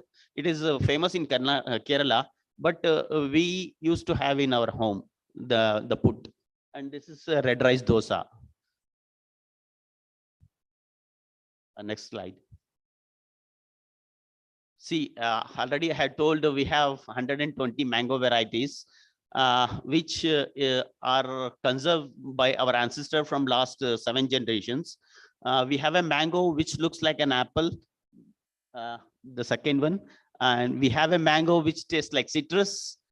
These are all the types of mangoes which we are conserving from our ancestors. Actually, these mango trees was planted by Tipu Sultan. At the time of his era, he's collected across the country, across the world, and he has given the plants to the soldiers. Our village called Kirukavalu. Kirukavalu means a small army territory, which is used to like watchtower. From Madras to Srirangapatna, if the British will attack, the watchtower will be in our village. It is nearly 20 kilometers from the Srirangapatna.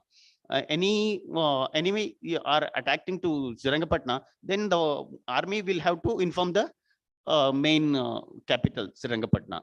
There, the army persons has been given and the mango plants, and they have grown the totally our nearly 8 kilometers radius was mango trees at that time. Now it has been vanished due to the construction of dam and making bricks and building houses and to convert the mango garden into paddy lands.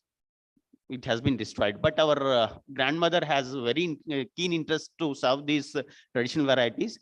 That's why we are conserving these traditional varieties. Next slide.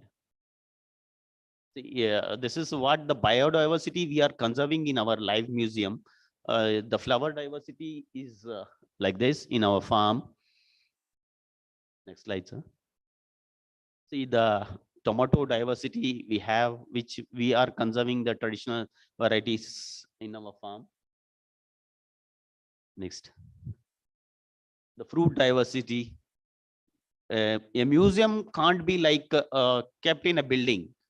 The museum should be in the farms in a live thing. That's why we are conserving these into our farms. Next, sir. This is the brinjal diversity what we have, and again the paddy. Next slide. Even these are the millets, different types of millets we are conserving. You can see the corn in the different colors.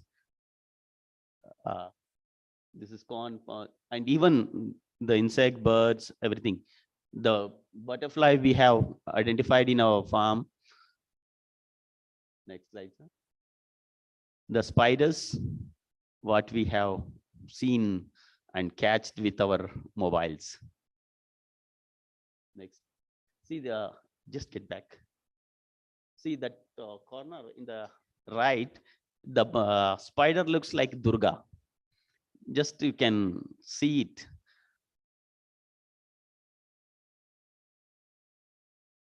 The next slide, sir. And the birds, what we have catched with our mobiles in our farm. Now even we are having peacocks, rabbits. Some last year we got cheetah also in our farm. Next slide, sir. And the bees and the small these things we have identified insects and these things in our farm. And even these also the crab, the birds which are laying eggs, and honeybees. These are all what the live museum is. Yeah. Which one? Spiders? No, I don't know. It has came when we are just removing the skin and eating to like the seed has came in the papaya. If we won't disturb the nature, nature creates the things.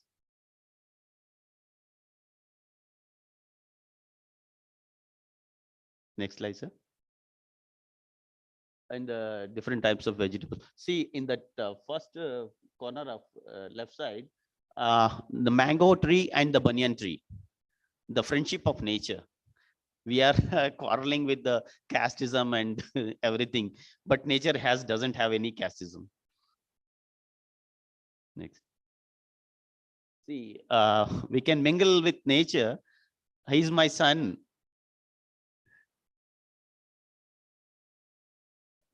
That is a rat snake. Yeah.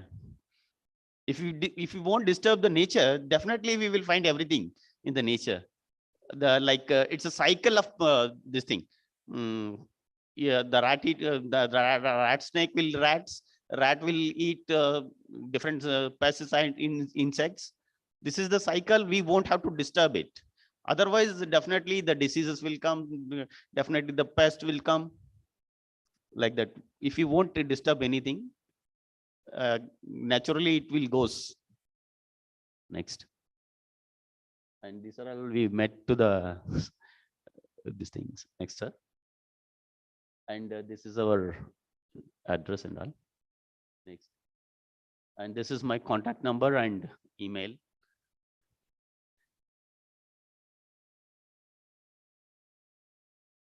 Thank you all.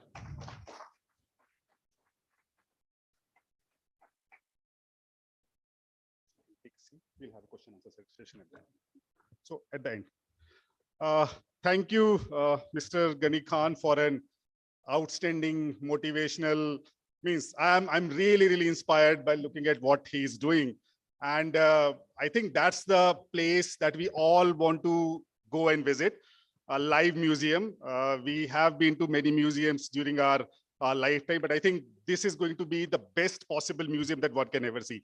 I would like to visit it, and for sure, maybe in the years to come, I'll come and visit this museum. So outstanding work that you are doing. And I think the work, and let's give him a big round of applause for his work. And the work around conservation of varieties, traditions, organic farming that you are doing and contributing, I think these are going to be remembered for a long time. This is the best service that you can do to the community, to the society, and this is going to be remembered forever. Thank you very much for your work, sir. Now the next session is online. I think so. Is Lauren is online? Can you please confirm?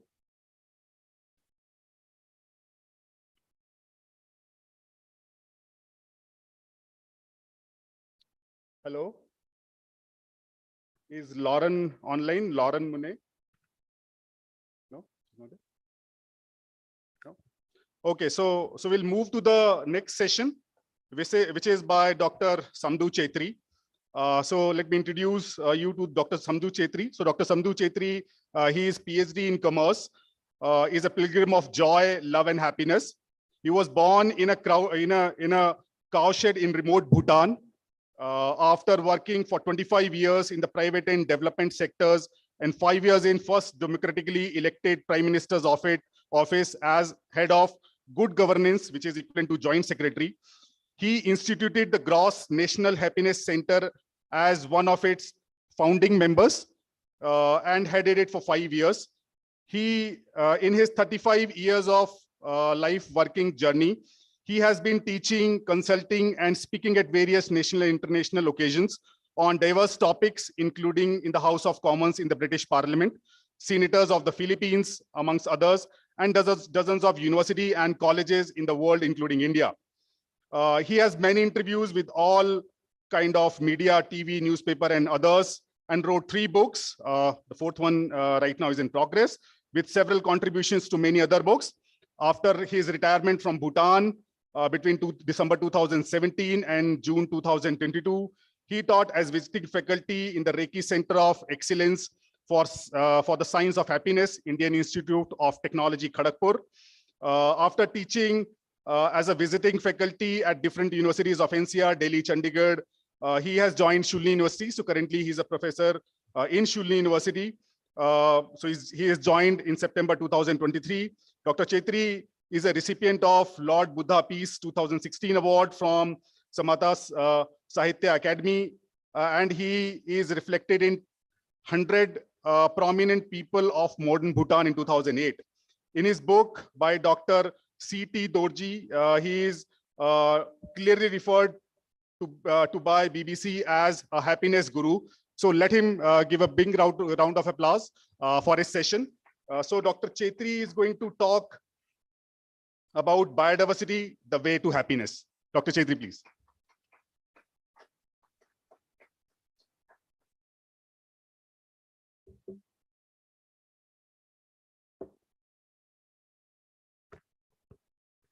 This is still morning, so let me greet you. Good morning, everyone.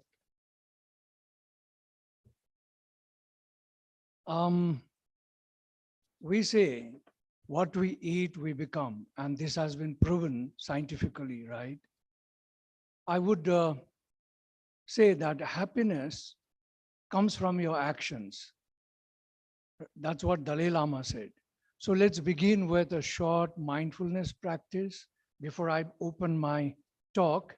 And I'll be joined by my friend, Ashok Ghosla. Sir Ashok Ghosla has been a, sir, would you introduce him or shall I just speak something about him? Because he's online. We'll be having a kind of a dialogue. Maybe that would be great.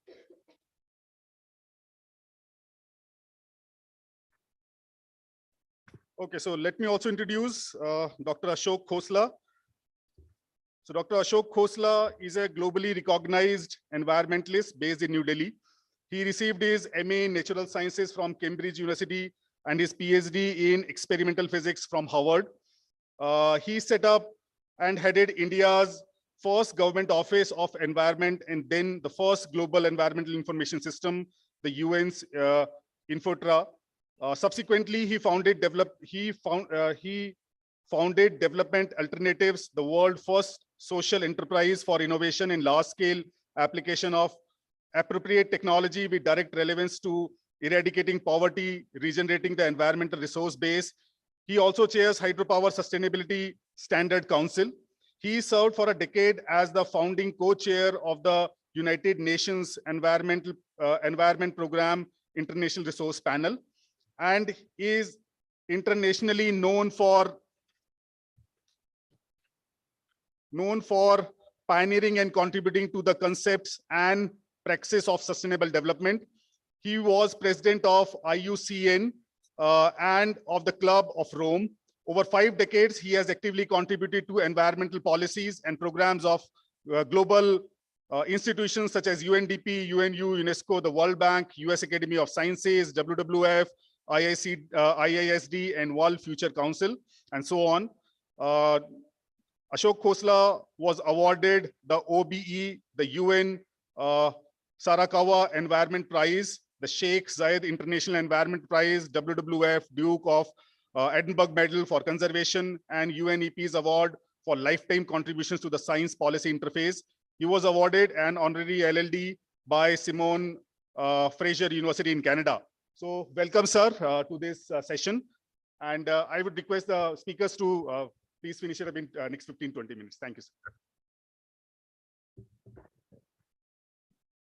Thank you so much. Sir Ashok, so I will talk for maybe about 10 minutes or less, and I will open the floor for discussion with you. Is that all right? Do you hear me? I can hear you, and that is fine. Thank you. Wonderful. How is Italy doing to you? Well, I'm back. I have come back to Delhi to be sure that I could talk with you. We're close together. Thank you so much. Let me begin with a mindfulness session that we call back ourselves, and then I'll begin the talk. Can you sit comfortably on your chairs with your mobiles in your pockets, eyes drooped down or closed? Madam there with the phone. Hello? Can I draw your attention, please? Can you all sit comfortably with your eyes drooped or closed as you wish? And just follow me. Put your right hand on your chest where a heart is. Put your left hand on your stomach where the navel is. And close your eyes and listen to what comes to you.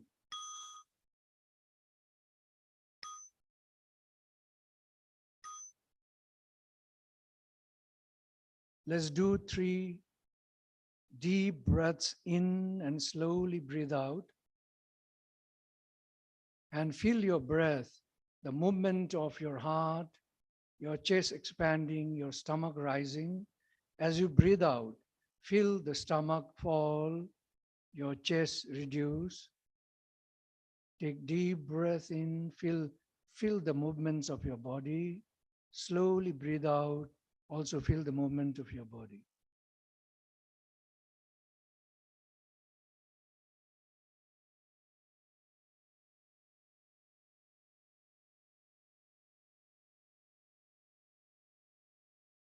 Two more times. Deeply in, slowly out. Visualize yourself sitting in front of the western horizon. Sun is setting. There's beautiful colors thrown into the horizon. And you are totally mesmerized with this panoramic view. You feel awed, you feel beautiful. You are now with the colors, playing with this multitude of colors on the horizon, feeling peaceful, blissful, and wonderful.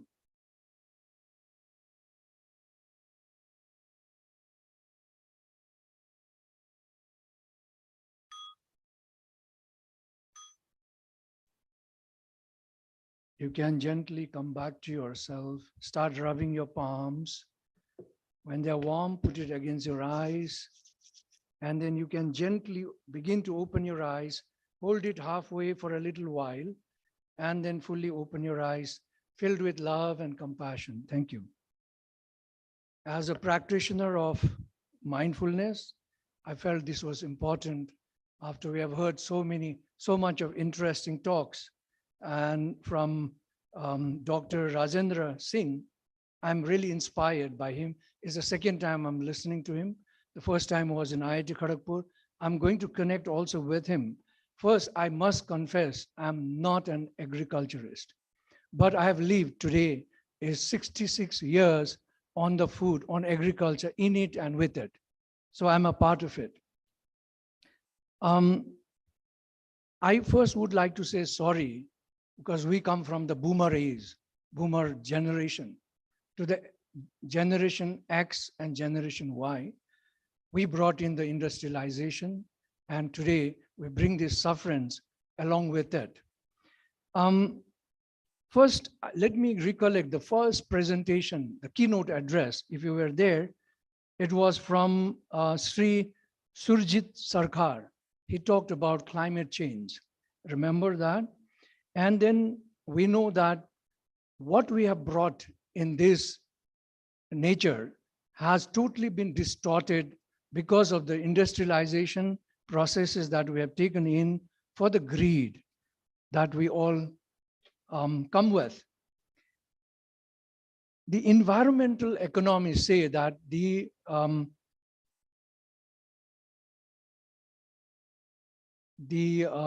fuel has already been reached to a level in already 2010 or 2013.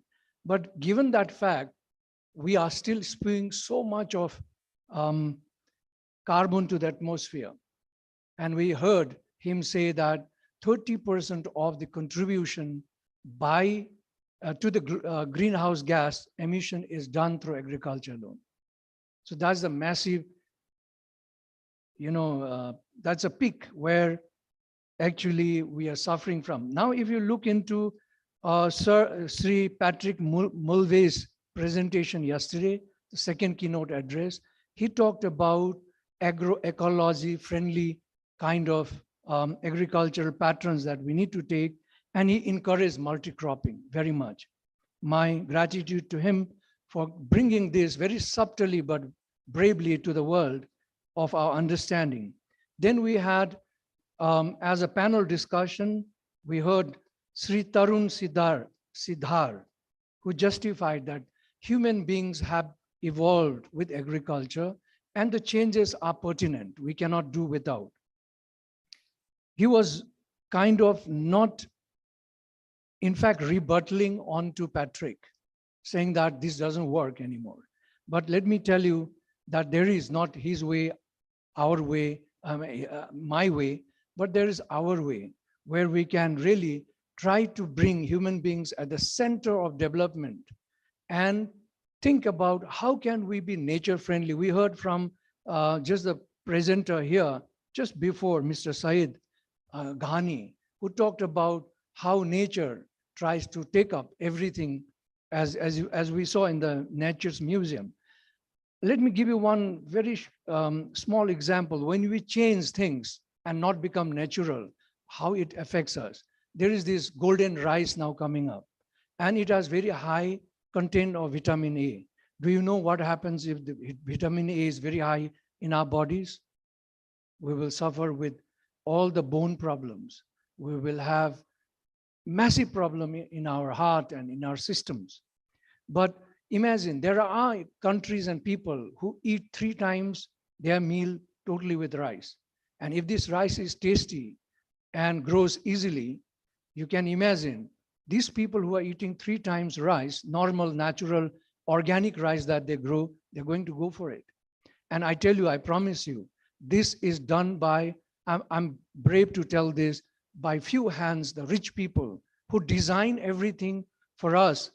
And they have the pharmas ready with the medication.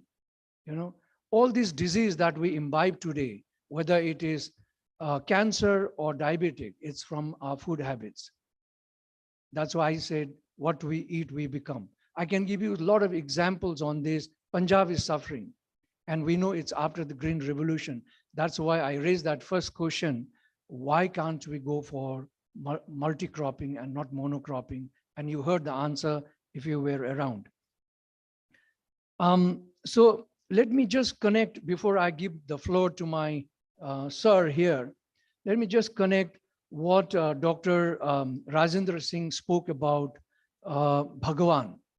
There's a deep connection. We all live in interdependence, you see. And I heard him say this first time in IIT Kharagpur, and I got so inspired and started to work on this, Bhagavan as a word. How does that translate into our body? And what I realized that as half seed of mother, half seed of father that gets together in the womb of the mother, which is 0.005 inch big, microscopic, telescopic, I don't know what you name, microscopic. That grows into a baby in 9 months. And that baby grows with the kind of nourishment the mother has, the water, the air, the food. And if she's eating wrong food, you see children, when they grow, they suddenly become obese, they become sick, either their kidney is not functional, something has happened in that child. It's from the food habit of the mother and the environment that she is living. So according to the genetic science, our body, Asian body average constitute of 37.2 trillion cells, okay? And Vedantic science says that 12% of our body form is bhumi, the food that we eat from the earth. 37.2 trillion cells.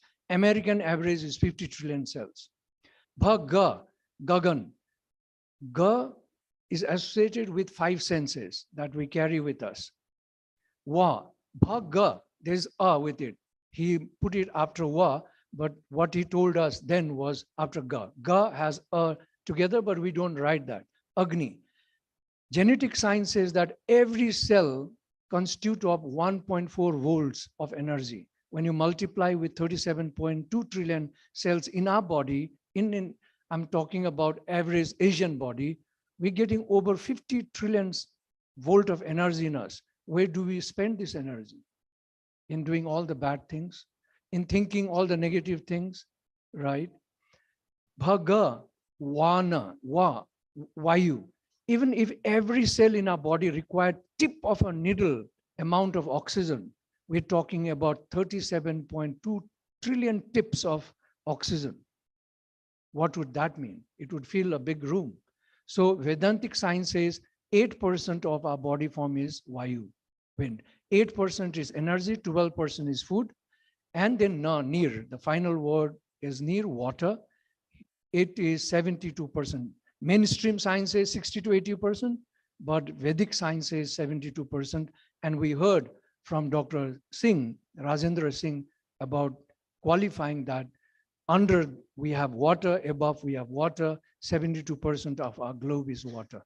So I'll stop here and maybe pass on the mic to Sir Ashok. Thank you. Thank you, Samdu, for a very insightful set of issues that you've raised. The topic that we're supposed to look at is the relationship between happiness and biodiversity. Now, you know, as everyone knows, biodiversity has three broad components. It includes the variety of species, it includes the variety of habitats, and most important, but least remembered, is the third one, which is the variety of ecosystem services. The services that nature provides that Rajendra Singh was talking about, which just now the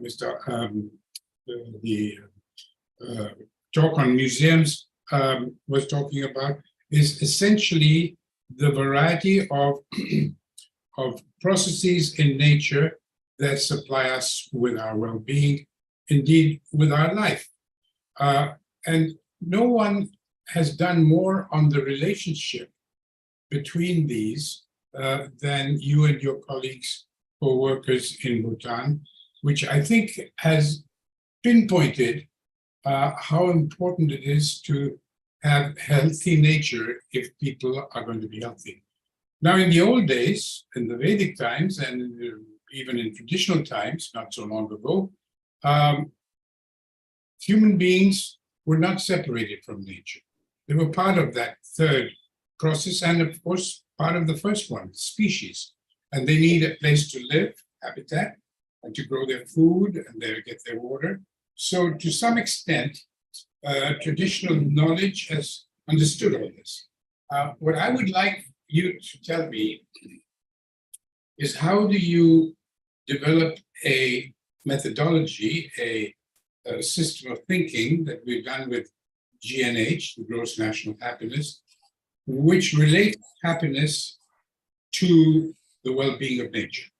Is it a direct connection, or is there an intermediary, sort of like well-being or healthy nutrition? What is the way that happiness is derived from a healthy surroundings that you have? Right.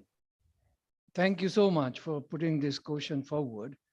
To give you a few examples, in fact, you know, Bhutan is also suffering from climate change because our glaciers are melting at 3 meters per year. We are massively suffering as well. But this doesn't mean that Bhutan is not aware of our biodiversity and their changes. We are trying to preserve as much as possible. We have, I think, about 17,000 species of flora and fauna in the country. But just to give you an example of how we are a part of the globe, you know, all the dust and all the chemicals that's spewed in the air is floated by the clouds into the southern foothills of Bhutan. And there's a massive, when the rain falls, you know, everything is acidic there. In fact, we have lost a lot of varieties of a little chili called, we called it Zire Khorsani in the southern belt. That's no more visible anymore. And on this, beautiful parrots would come down from the mountains to feed on. Now we don't see parrots at all. Having said that, what Bhutan tried to do is to make the country totally, we call ourselves organic nation, but we know that, you know, the Bengal and Assam border is very close. The borders are still percolated with chemicals, definitely. but we are definitely organic. To prove some of this, we had 30 tons of chemicals in the country, and we wanted to destroy this. So the only possibility was to bring it to Switzerland, and we had to sign Geneva Convention to get this out of India to incinerate in Switzerland. And in 2009, Dr. Vandana Shiva came to talk about organic movement in the country. And when she told that if you put urea in a place 8 kilometers in the circumference, all the algae would be dead. The following day, all farmers brought the urea to the shops from where they had bought. So there is a lot of awareness in the country, and the concept of gross national happiness actually does provide a means to become more aware. One more example is when an engineer many years ago, that's not many years, maybe 15, 16 years ago, was aligning a road through the forest, and he happened to cut a big tree of 700 years. He was called in the palace by the king and beaten black and blue. Why could you not build your road below the tree or above the tree? So that's the consciousness that all Bhutanese have in our country. Beyond that, like everywhere, I think on mountains, we do this. We also have, during plantation, there's a heavy ceremony that's done. Also during cropping, ceremonies are done. If you cut a tree, it's just not cutting a tree. If you see a water hole, you sit down and pray, thanking the water that's arising from there. You offer flowers, milk, and cutting a tree also, you plant 5 more trees before you take one for your own use. So all these are very much embedded in our culture, and I hope it will continue.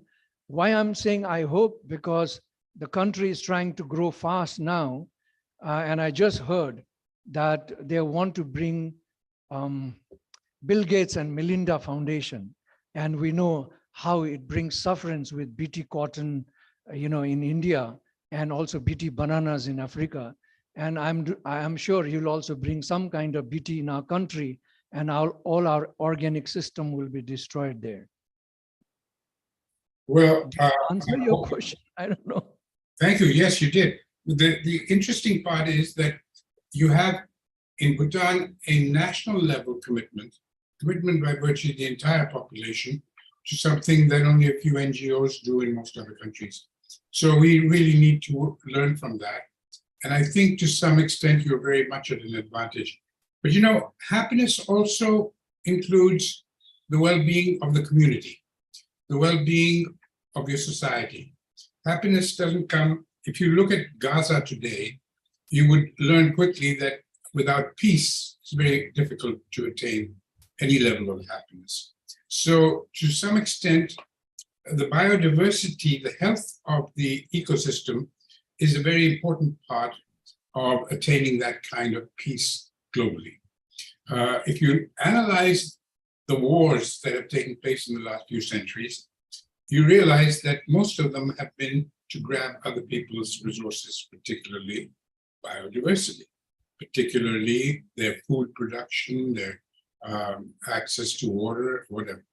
Now, it seems to me that we need to relate in our political systems, our political leaders need to understand that a healthy natural resource base, which includes living resources as well as non-living resources, is extremely important in making the entire population attain that level of happiness.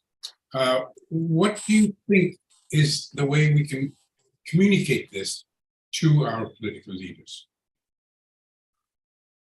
Well, I think beyond Bhutan, I could also give this example of the world where today the Malaysian rainforest is totally gone. For what, if you ask, is for dairy and meat industry. They're producing soybeans and palm oil there. Congo is only really intact, but Amazon rainforest is also under big attack now. And if you see why, it's again the two industries. And these two industries are the biggest industries that pollute bring greenhouse gases on the planet Earth, apart from industrial agriculture. So if we can relate this with human happiness, it has been big research has gone into this to find out, are this meat and dairy products really healthy for us? And there's a huge research done in China by Dr. Campbell of 80 million samples. Likewise, in 67 countries, he has done research to prove that genetically modified whatever dairy products that come out, and also with, all they want more milk, so steroids are shot in cows, we become cancerous and diabetic. This has been proven. And unless we go back to the system of our traditional system, I'm not saying let's stick to it and remain forever like this. We need to evolve with time, and nature is much more intelligent than any one of us. If we consistently continue to be with nature, nature is going to provide us everything at the end of the day. So GNH has a beautiful concept of taking you through 9 domains of happiness. And also environment plays a big role, because we're talking about biodiversity in environment. We have very stringent laws in the country how to take care of biodiversity. And that's why it's been possible. Now, if you try and connect, for example, trees provide us phytocyte chemicals, and they can cure your tumor. Likewise, many plants, we share their genetic level.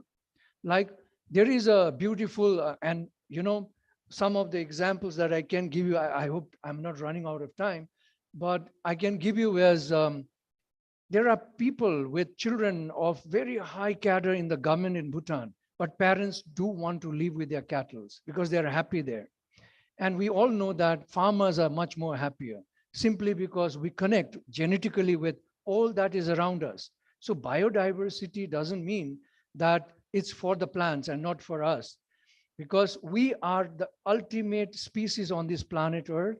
And for example, 88% of cow genes are in us. There is, in fact, I don't know if you know, there is a cow therapy in the West.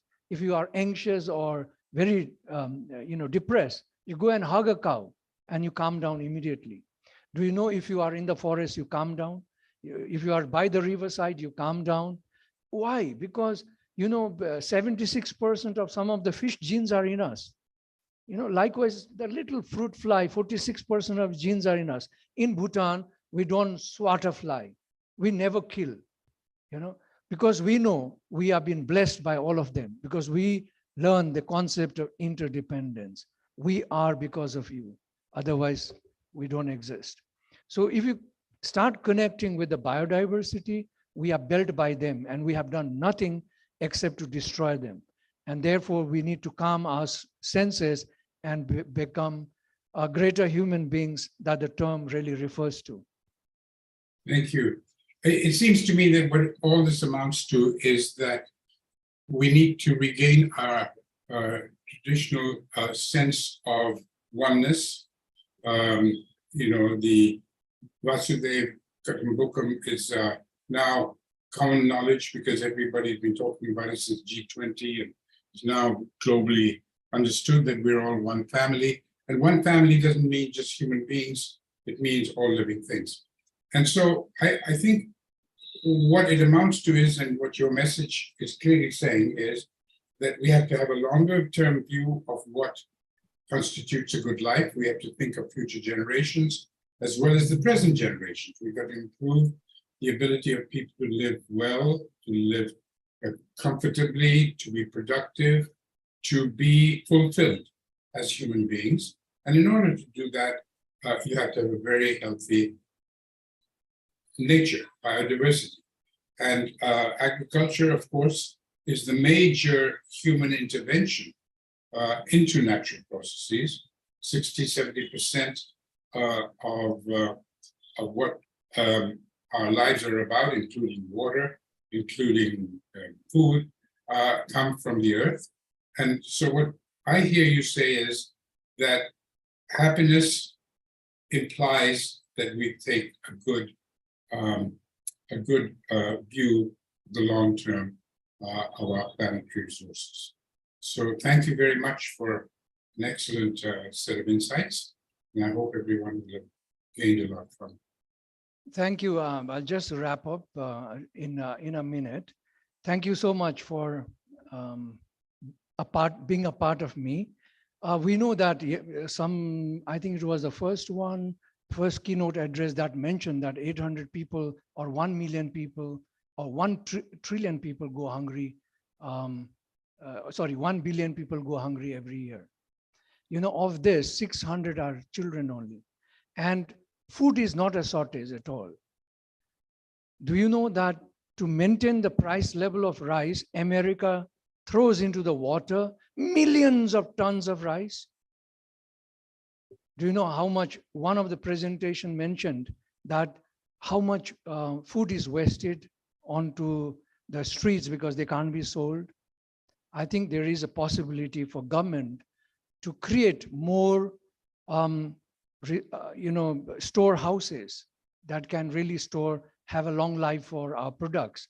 And I would understand that Himachal, we are sitting here, so Himachal could have a Highland festival on apples. And we are on the cold area. So seeds from Mr. Saeed can be brought and stored here. I think these are something that we can really take forward to. Let's try to do organic farming with multi-cropping, not just monocropping, like what Mr. Saeed is doing. Thank you so much. With this, I would stop here.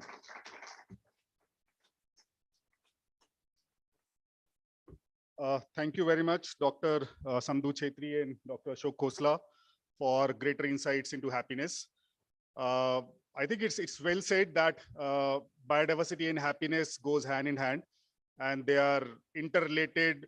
I think one of the best example we have is Mr. Ghani Khan, who is actually maintaining so much of biodiversity in his small farm. And I believe he and his family is extremely happy by doing so. If we translate something like that to a state, maybe to a nation, I think we would have been, or we all would be the happiest persons on this earth.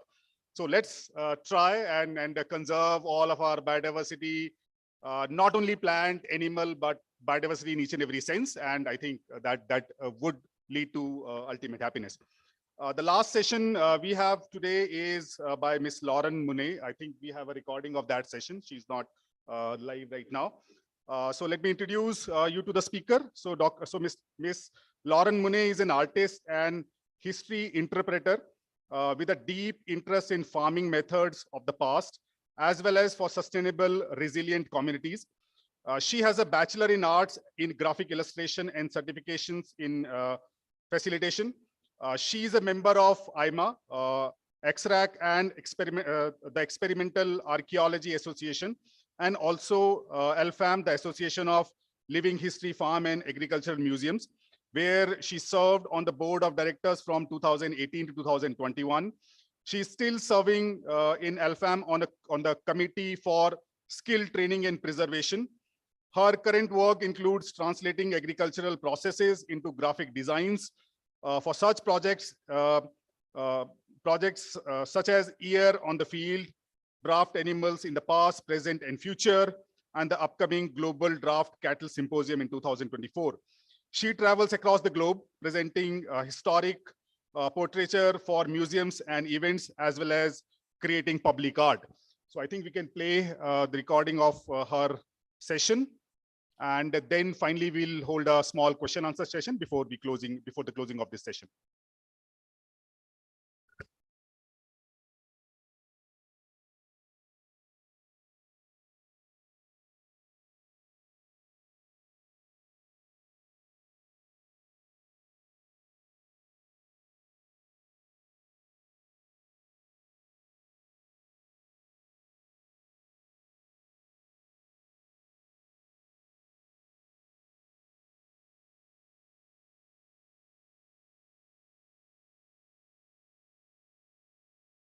I think I forgot to mention the title of her talk. So she's going to talk about Backyard Base Camp, which is reconnecting Black, Indigenous, and people of color in the land in Baltimore City, Maryland, USA. So do we have the sound now?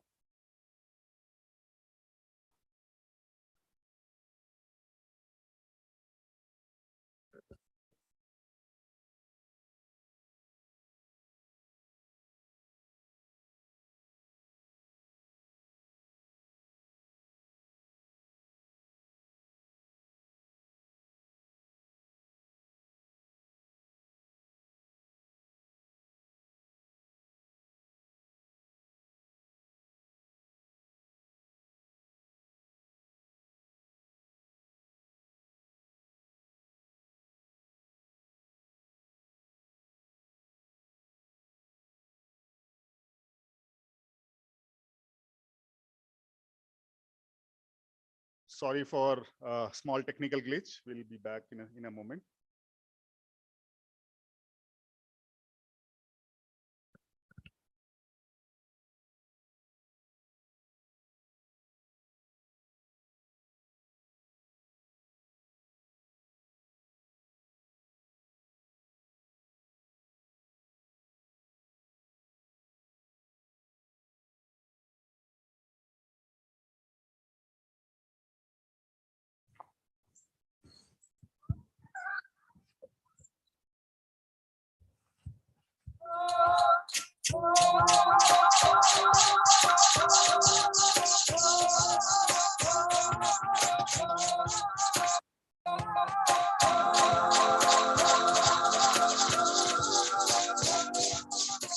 Hey y'all. We are the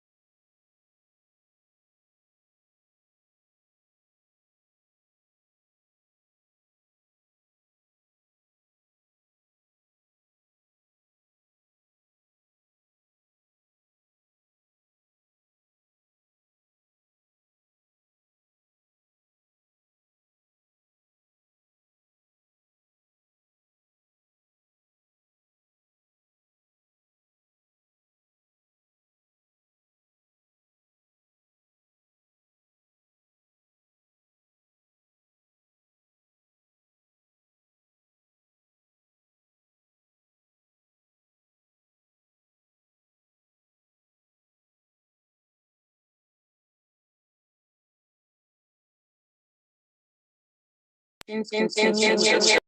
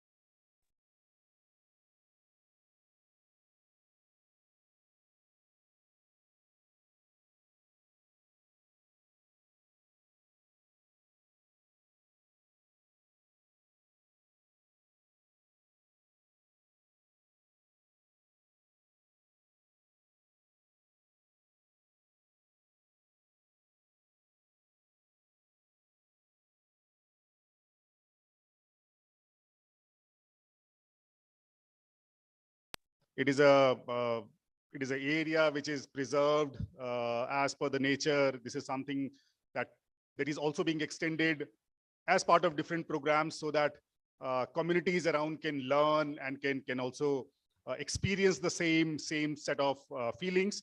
So that's an amazing thing that Lauren is doing. So with these three presentations, we come to the end of this session 7, which is on farm tales and tellers. We have time for a few questions. So I would first like to invite Mr. Gani Khan and Dr. Samdu Chetri to the stage, so that we can have few questions. And you can also please put Dr. Ashok Khosla to the screen and also give the mics. So so any questions? So if you have any questions, please. He's offline. Okay. So if you have questions, yes, please. You can give the mic. Please tell us for whom the question is, and then you can ask the question. Thank you very much. Really thank you for sharing the wisdom that has come from all the presenters today. And my question is to Dr. Said Khan for diversity in rice. I just have sort of out of curiosity for my own personal knowledge, I wanted to ask a couple of questions. These are small, short kind of questions. When you were telling about the process of preserving different varieties of rice, you also talked about like master seed. If you could tell a little bit more on what is master seed. And yeah, that is one short question. And the other one is, what is flooding in watering? I mean, this is the way I'm trying to understand is like you simply flood the area where you have planted the seeds, if that is what is meant by that. And then what is milky stage in rice cultivation? That's a fascinating word for me because it sounds wonderful. And also the what is the time period of rice flowering? Like when does it start flowering? How long does it stay? Because I really want to go back and see what rice flowering looks like. That's one thing. And how do you say this natural cross pollination is happening only through the natural process? Is that what you're meaning? And how do you care for like different kinds of rice varieties, because each one of them have different kind of requirements, and in terms of like how you water them, plant, and the soil quality and other things. And because you are planting them in same kind of plot area, so how do you take care of them? You know, their individual kind of requirements for nourishment. So these are some small questions I had. Yeah, definitely. Like what you have told, the master seeds, like if you want to conserve the seeds for the next generations, we have to be protected with the contaminations. Means it should not have to be contaminated with other varieties. Like we plant them in 5 feet by 5 feet each variety. We avoid the pollination also by planting like in 5 feet. First box will be the long duration, second box will be the medium duration, and the third will be short duration. Means the short duration means it will take 100 to 120 days. The medium duration means it will take 120 to 140 days. The long duration will take 140 to 180 days. This will like we exchange the varieties with the inside, like in different sizes, and even to avoid this pollination, like if the nature, the wind will passes through fastly, the contamination will happens. To avoid this, we will collect the seeds from the center of the plot with the 5 feet. With in the center of the plant, we will collect the master seeds and we will keep for the next generations. This is what the master seeds. And the second one, like what we irrigate means, Like paddy is not an aquatic plant actually. We brought into paddy into becoming an aquatic plant. Because paddy is the origin of India. It's grown in the Gangetic plains and uh, different parts of India also. Different, we have paddy, indica and japonica. Indica varieties are non-sticky varieties. Japonica are sticky varieties. These are all the two varieties which we found in the world. And moreover, the paddy is not an aquatic plant. Just they need moisture to grow paddy. Another question is like you have asked how you will maintain the nutrition, because we are growing from last 20 years, we are growing in organic conditions. Before paddy sowing, we grow green manures in the same field. We mulch it the green manures in the field to get the nutrition of the soil will be enriched. And after the mixing of green manures in main field, then we plant the paddy. Like this we do. And another question what you have asked, milky stage. If you the milky stage, like milk will form in before becoming rice, it will be it's a kind of milk. You will get like if you press the grain of the paddy, you will get the milk. This is what the milky stage. And the flower, which depends on how much time it will be opened, means the flowers will be minimum 2 to 3 hours it will be open, depending upon the sunlight also. If the sunlight will comes in the like in afternoon 12 to 1, then the flowers will open. Otherwise usually the flower will open from 10 to 12.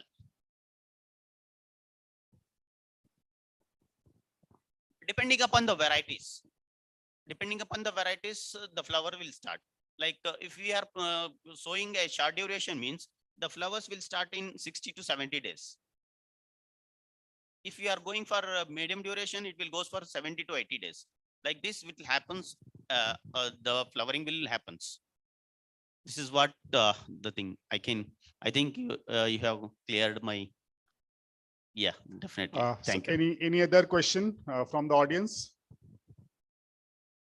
I have a question. So let me ask first. In the meantime, you can also think if you want to ask a question. So Mr. Khan, so since you are doing amazing work in your area, I'm sure that you must also be motivating the people in the village or in the nearby areas to also follow a similar kind of thing. And I'm pretty sure that several people might have also been motivated.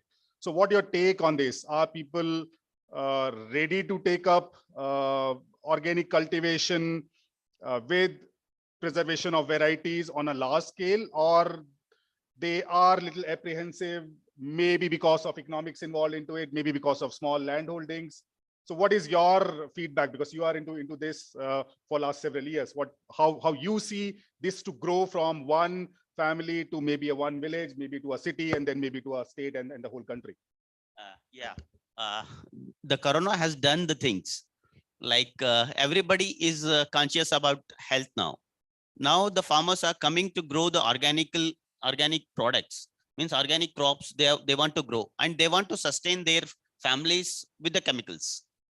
Like likewise, for that purpose only the farmers are coming back to organic farming, and they are starting with their own consumptions. And now this year we have selected more than 300 farmers across our district to grow these traditional varieties. We have given a half kilo of paddy to each farmer. Now they are growing in like 1 guntas, 2 guntas, maximum will be 10 guntas they are grown now. Means like this year there are 300 farmers. Next year they will be like more than 300 farmers. Our policy is to give the seeds with the free of cost. And the condition is, if we are giving a free seeds to you, then you should have to share to other 2 persons. This is what we are making the spread of the traditional seeds. And more about the farmers are now more conscious about their health, and they are coming back. And moreover, from last since 20 years, we have given seeds for more than 10,000 people across India. Without any cost, we have given the seeds, and we have taken the seeds from different farmers also. But This what is what we about are the doing. economics of it? Like if a family is diverting or is changing from a commercial cultivation to an organic cultivation, certainly they have to sustain their families. They have No, to that's what we are not telling. If I have a land holding of 5 acres, I can't grow in totally in 5 acres. We are gradually converting the Okay. farmers into the organic. Like if you have 5 acres and we are converting them into just for half acres. Mhm. Then they will gradually knows how the organic food is there, how we can reduce the chemical fertilizers, pesticides, everything in the farm. Then definitely they will go for it. This Okay. is our policy. Yeah. We are doing it. Yes, sir. Please. So can we give the mic, sir? Just It's on. On. It's on. Just to add Hello. to that, in Punjab, and that's a question to you also. In Punjab, they grow monocropping, it's all chemicals, in other words. But if you go to a farmer, he has grown for himself in a small area, organic food, which he depends on it. Do you think that thing can also come in your area? No, And how would you already challenge they are that? following it already in our area following it, because if you see before 40-50 years back, we used to have our food as a medicine. Now the medicine has become our food. Without medicine we can't live today, because early morning we should have to have tablets with diabetic, blood pressure, everything. Like before 50 years we won't have any tablets. Absolutely. Before we won't have any medicines and all. We used to have our food as a medicine. Yeah, even- Now we were like before 50 years, 40 years, we won't have purchased anything from outside. Mhm. We should have our own chicken in the backyards. We have our own eggs in the backyards. And if the festival will comes, if you want any meat, means we have a lambs there, we have a goats there. This is what the farmers has been grown. If any relation will come to our home, they will share their what they have grown. They will share the things like this. This was happen in last before 40-50 years back. Now we are totally lost with the knowledge, and totally we are losed our culture also. Yeah, I think the same thing Himachal apple farmers are also doing. So they keep 10, 15, 20 trees, which are totally organic just for their consumption and the consumption of the family. And rest is all commercial, which is thrown with a lot of pesticides and all. So it's almost everywhere. Sir, please. Thank you. And Dr. Sandhu, thank you very much for your presence and also for what you've been saying. I'm always fascinated by what's happened in Bhutan. I'm also deeply concerned about the changes that are imminent and the influences that may come from philanthrocapitalists who know little about life on Earth. And I'm just wondering, to what extent is the resilience amongst the population in Bhutan to recognize what many people I work with say, we are part of biodiversity and we give life to biodiversity. When we produce all our multiple varieties of rice, when we have all our different types of sheep and goats, and we know how to live with nature and look after the soils and look after the bees. To what extent is there resilience in the population in Bhutan to recognize we are part of biodiversity and we give life to biodiversity? Thank you, Sri Patrick Ji. In fact, the whole farming community is of this thought that we are part of the nature. And you'll realize that, like I was telling, even to cut a tree, they do a ceremony. That's the kind of connection. To dig a space for a little building or anything, they also do a puja or a ceremony, asking forgiveness for everything they do. So even passing by, you see a water hole, you don't cross just like that. You go and pray there, thanking the universe for providing this for you. So 100% Bhutanese are very connected. And I think it will remain connected unless and until there would be a big force from top down or somewhere. Otherwise, I don't think Bhutanese will move, because they are very resilient. They're moving with nature. They are being there, and they know how generations have been looked after by the nature. And they know that they are a part of the nature. They are part of the biodiversity and not the other way around. This is very much keen in the Buddhist concept and also the Hindu concept. So our country, 80% is Buddhist and another 15% Hindus, no, 75% Buddhists, 15% Hindus and 5% Christians. So that belief really ties this very strongly. But I'm worried as time changes, there are forces, rich forces, trying to bring their blessing hand onto the country, and that could distort everything. Thank you. Okay, just a small one because we are running out of time. Yeah.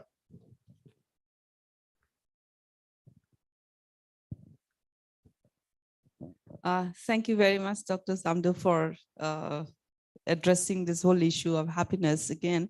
And just to continue what Professor Patrick is talking about, I just wanted to know about, like, we know that Bhutan is also undergoing a lot of change, you know, as it is also on the path of modernization, as globalization has reached there, the lifestyle is getting affected, the young people particularly. And so they're thinking in terms of the way the young generation in Bhutan thinks about life, and now induced by so many changes that's happening around them. So is there also any effort by the state to institutionalize, to teach Bhutanese ways of life in, say, schools or in other institutions, so that, you know, they are not gradually going to forget about these Bhutanese ways of life? I just wanted to hear your thought on that. Thank you. Thank you so much. In fact, we have the concept of gross national happiness, and they're brought to children and students. If you go to a school and ask a child, money is more important than anything else, you'll be immediately in a debate with that child, you know. So they are very well sensitized. But this doesn't mean that, you know, there are also young people studying outside. They come in with new minds. So there is the challenge, but somehow when they are in the system, we have a policy screening tool. Anything new that comes in has to screen through this policy screening tool that's built on the concept of gross national happiness. For example, during the king's time, prior to 2008, in 2008, Bhutan became democratic. It was, of course, given by the king himself. Prior to that, Bhutan was trying to accrete into World Trade Organization. And we had just reached to a stage where we just had to sign and accrete ourselves. Then the new government, first democratic government came. In our government, and I was working for the Prime Minister in Bhutan. So in our government, we said, let's put this through the screening tool. And there were 13 big minds of different disciplines brought in front and asked the question, should Bhutan join WTO? 13 hands went up and 2 hands were down. Then we gave that very simple tool to fill. And when it was analyzed, 13 hands were down, only 2 hands were up. So Bhutan did not join. So we are very conscious about it. Thus far, I don't know the future. Thank you everyone for being here, and thank you the speakers for this enlightening session. So with this, we come to the end of this session 7, which is the final session here in Solan. So before proceeding for lunch, all the guests are requested to move to Bosch Center. Bosch Center is just a floor below, and you will get the further detailing in the Bosch room. Thank you everyone, and have a great day. Thank you. Thank you very much. Before that, a very important announcement for the guests. Guests who haven't received their gifts, please collect it from the CIMA team. Thank you so much.